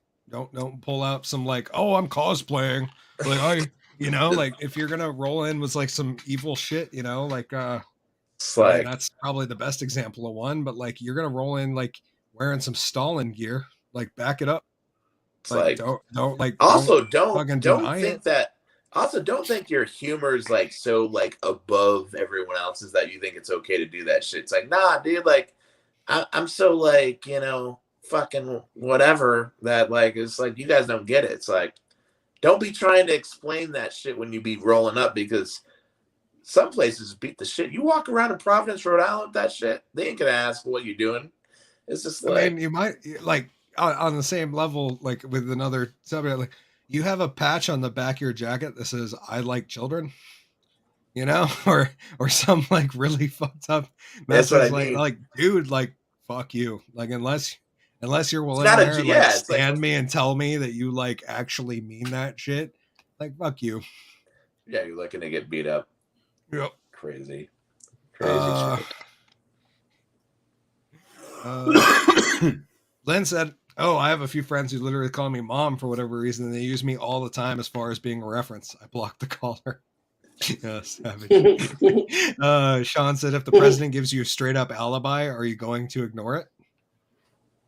I don't know what that was in reference to. That was in reference to the 41-year-old.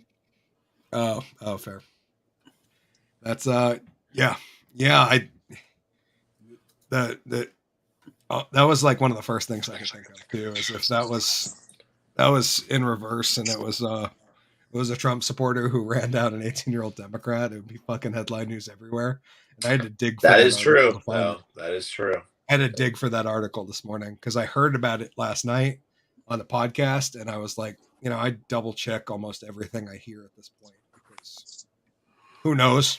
And if I'm going to talk about it on the show, especially, like I want to make sure I do some research because I'm not trying to misinform people. That being said, you shouldn't take our opinions as journalism. We're two YouTubers, two comedians, a rock star, and a drunk magician, and there's only 4 of us here. And we're not a news outlet. We don't have behind the scenes fact checkers who read our shit. Literally, it's me. I try to like read a couple extra articles and make sure I know what I'm talking about before we bring it on the show.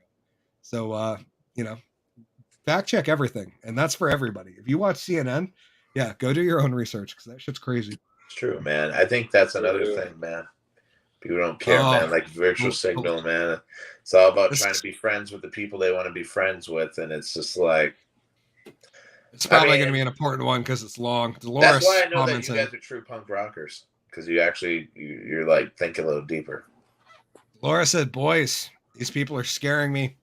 All I can think of is the 60s and early 70s. We had most of the same problems with government and accepting people, helping the poor have food and housing. They decided the best thing to do to support the bad system was to bus us students. The only one that was different was the slogan, make love, not war. And now everybody's talking about killing. No. Yeah. That's sad. I love you, Mom. Yeah, we do love you, Dolores. Thank you for dropping by. It's just, it's just something crazy, today. I had a customer wanting to do a huge special order because I run the bulk department. Huge, like big. Yep. And I'm like, okay, no problem. Help you out. And so I get down to it. I'm like, well, it's a lot of stuff. You're going to have to do a deposit. And she's like, oh, okay. She's like, the state of Vermont's been very very good to me with food stamps, which I don't care. I grew up poor, you know, I knew what it's like. But I'm like, okay, I'm like, there's like $1,000 worth of stuff. And she's like, yeah, it's fine. So apparently I heard like people are still getting like crazy amounts of it in Vermont. Like, and I'm like, my family, my mom worked at Dunkin' Donuts. My dad worked at a scrapyard. Like, we couldn't get nothing, bro. Like, and it's like, I'm like, these people rolling up, be like, dude, they just keep giving, they keep writing shit. And I'm like, my family literally had the minimum wage jobs, couldn't get anything. So I'm just wondering, do you guys know about, is that stuff still going on? Like Vermont's basically, a lot of people. It's like great people. They got a lot of food stamps, bro. Why would anyone want to go back to work? Getting them, but they're getting them. And that's an issue, dude, because like labor, I'm sure you know. Yeah. Labor up here is a fucking nightmare. You can't find anybody to work for anything. If I had no integrity, bro, but someone I think about that all the time. But someone's writing me checks like that, bro, like massive, like here's all your food, don't even worry about it. You start to think a little bit, like, all right, well, fuck, all right, well, if you're offering up, right, you wouldn't. I'm just saying, man, it's like you want two problems in this country, you gotta, you know, it's like. The wife and I talk about that all the time. If we were just that my family, right, worked minimum wage jobs and they couldn't get it, dude. You couldn't get we made too much money, and I'm like, how? My dad works at a scrapyard. Mom works at like, how is that too much money? But like, basically, you have two kids. If you have kids in this country, it's like Vermont. You have kids. There you go. Fucking take it home. That's why when people ask like who do you vote for, I go, I vote for the people who want to fucking help my family. That's who I fucking vote for. Fuck you. I don't care either side. You know what I mean? It's like. Okay, let's get into the last one of the night. Speaking of local politics, I thought this would be an interesting one because while I agree with the general sentiment of the bill, I think as Nick has explained, there is much. Fuck, I didn't make a thumbnail for it. Anyways, Odo, here we go. Campaign countdown. Inside Prop 2, Vermont slavery prohibition clarification. WCX, although slavery has been outlawed in Vermont for decades, a ballot question this November proposes to abolish it for good. The legal necessity of constitutional amendment is still up for debate. This is the bullshit they're working on in Montpelier right now. Well, we can't fucking staff a store. While the price of living's through the roof, while heating costs are going to be a serious issue for the elderly this year. And I'm like, as much as I agree, slavery's wrong, I don't think like anybody's going to fight this. Like, right. you know what I mean? Like nobody in Vermont is making an honest argument. Like, right. You know, I think I should be able to buy people. That's true. Like, wait, we can't? Oh, I know, G-dubs. It's only been illegal since 1977. And meanwhile, we have some idiots in Montpelier arguing a technicality stating that there might be a provision for childhood slavery. So we need to rewrite the law that's been in place since the formation of the state, even though if anybody enslaves a child, like there's going to be a bunch of us to shoot them. Like, I don't understand. Like nobody in my neck of the woods is cool with that shit. No. And we're a bunch of fucking rednecks. Street like, fucking, yeah, street like, fucking, yeah. Like if a child runs up to me and is like, help, I've been enslaved, I'm going to be like, here's a rifle. I'll show you how to use it. Yeah. We're gonna go find the people that enslaved you, and we're gonna make sure it never happens again. Like that's we're gonna deal with the street justice style.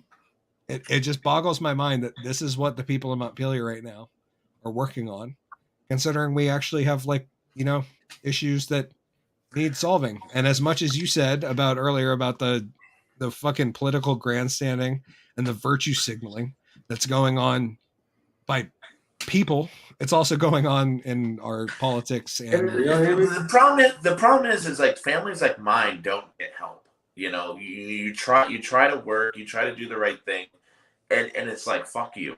You know, it's like, that's why I can't blame these folks where it's like, well, why work? You know, because it's like, I ain't going to get any help if I try to go. Yeah, maybe I'll be in a little bit better mindset because I'm staying busy.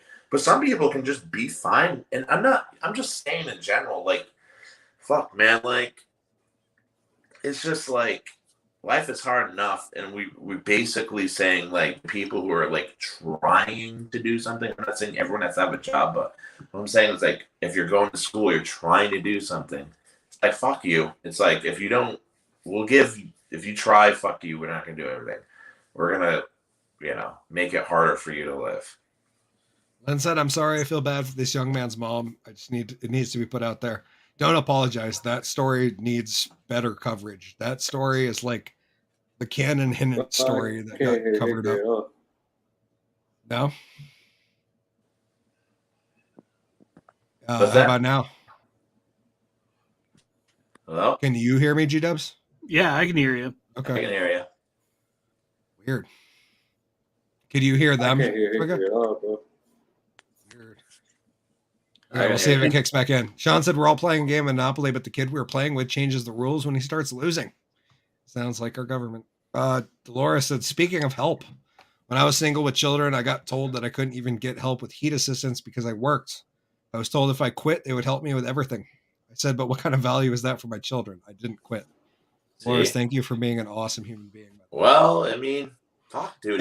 I understand because we've been told a couple times, hey, by the way, if one of you made $3,000 less, you'd qualify for this really sweet 0 interest government loan, but you make just a little too much together. Wait, why did we get married? Don't get me wrong, I love my wife and I'm glad we're married, but at the flip side, we could have pretended that she didn't live with me and I could have gotten that loan on my own. Well, and bro, what I was telling about my friends during, I know we're heading towards the end, my friends during COVID, some of them were making fucking $1,200 a week. And on top of that, they were doing under the table work for like landscaping and other painting houses. So, bro, some of them were making $2,000. I was working at the fucking shop 50 hours and I wasn't even making what they were making. And the amount of fraud that happened, bro, in Vermont alone is unreal, bro. I actually just saw an article earlier and I haven't read it, so I'm not going to speak too deeply on it, that the Vermont Department of Labor wants proof that people needed unemployment now. Like they're actually, let me add Twigger back. Okay, hopefully that works. They want what? They want proof what? Let me see if I can find it real quick.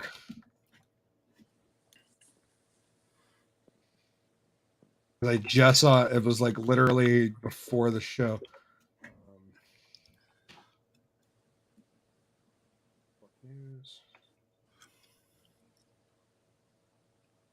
Here we go. Boom, 7 days.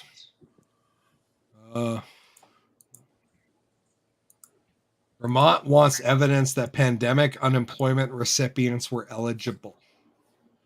That means they're going to start investigating unemployment beneficiaries. They gave out so much money. Dude, I had friends that were telling me, Nick, they sent me too much money. What do I do? Do I cash the check? They were fucking, this is madness, bro. Yeah, and there's a bunch of roughly 17,000 Vermonters enrolled in the pandemic unemployment assistance. 17,000. Postmortem is consequence of Vermont's decision to continue relying on the honor system, even after the federal government calls for stronger vetting of claims in an effort to prevent fraud. So basically, Vermont said, well, you know what? I think our citizens are honest. After the federal government said, maybe you should make sure that the people who get it deserve it because we're not going to continue to. And then meanwhile, people who work at fucking Dunkin' Donuts can't get help. So it's like, yeah, fucking give it to the people that are showing no proof of effort. Oh, you work and you try and you're exposing yourself to COVID every day. Fuck you. It's like you can take it. John sums it up. He said it sounds a bit like a laundering service. Yes, mildly like that. Anyways, we ran pretty long. I think we'll cover one more in the after show. You guys want to stick around. Nick, Twiggy, G-Dubs, you guys want to say anything before we get up on out of here? Get on Thank the you, after guys. show. Nick, thank you for so being here, much. brother. We do appreciate you. Yeah, bro. Yeah. I appreciate y'all and have me back on. Sorry I was a little late. If you want to stick around for the after show, Nick, there will be like a 2-minute intro, like a video that plays with the false ending, and then we'll come back and we'll be live on Rumble only, where we can say really fun things we're not allowed to say on Facebook and YouTube. G-Dubs, anything? Twig, anything? No, I ain't got shit. Okay. I'll see you guys in the after show. Thank you guys for joining us. Episode 31. All right, later, Episode love 21, season 3 of the Drunken Under Quarantine show. We had a couple more to get into, mostly about something about a shot, and one other one that I pulled up earlier. Oh, the Burlington story. We didn't even cover that. No shit. Anyways, we'll cover that in the after show. We'll see you guys then. Until then, Drunk Magician out. Cheers. Oh, I lost the thing. There we go. Are you saying you want to show me your tits? This is a weird show.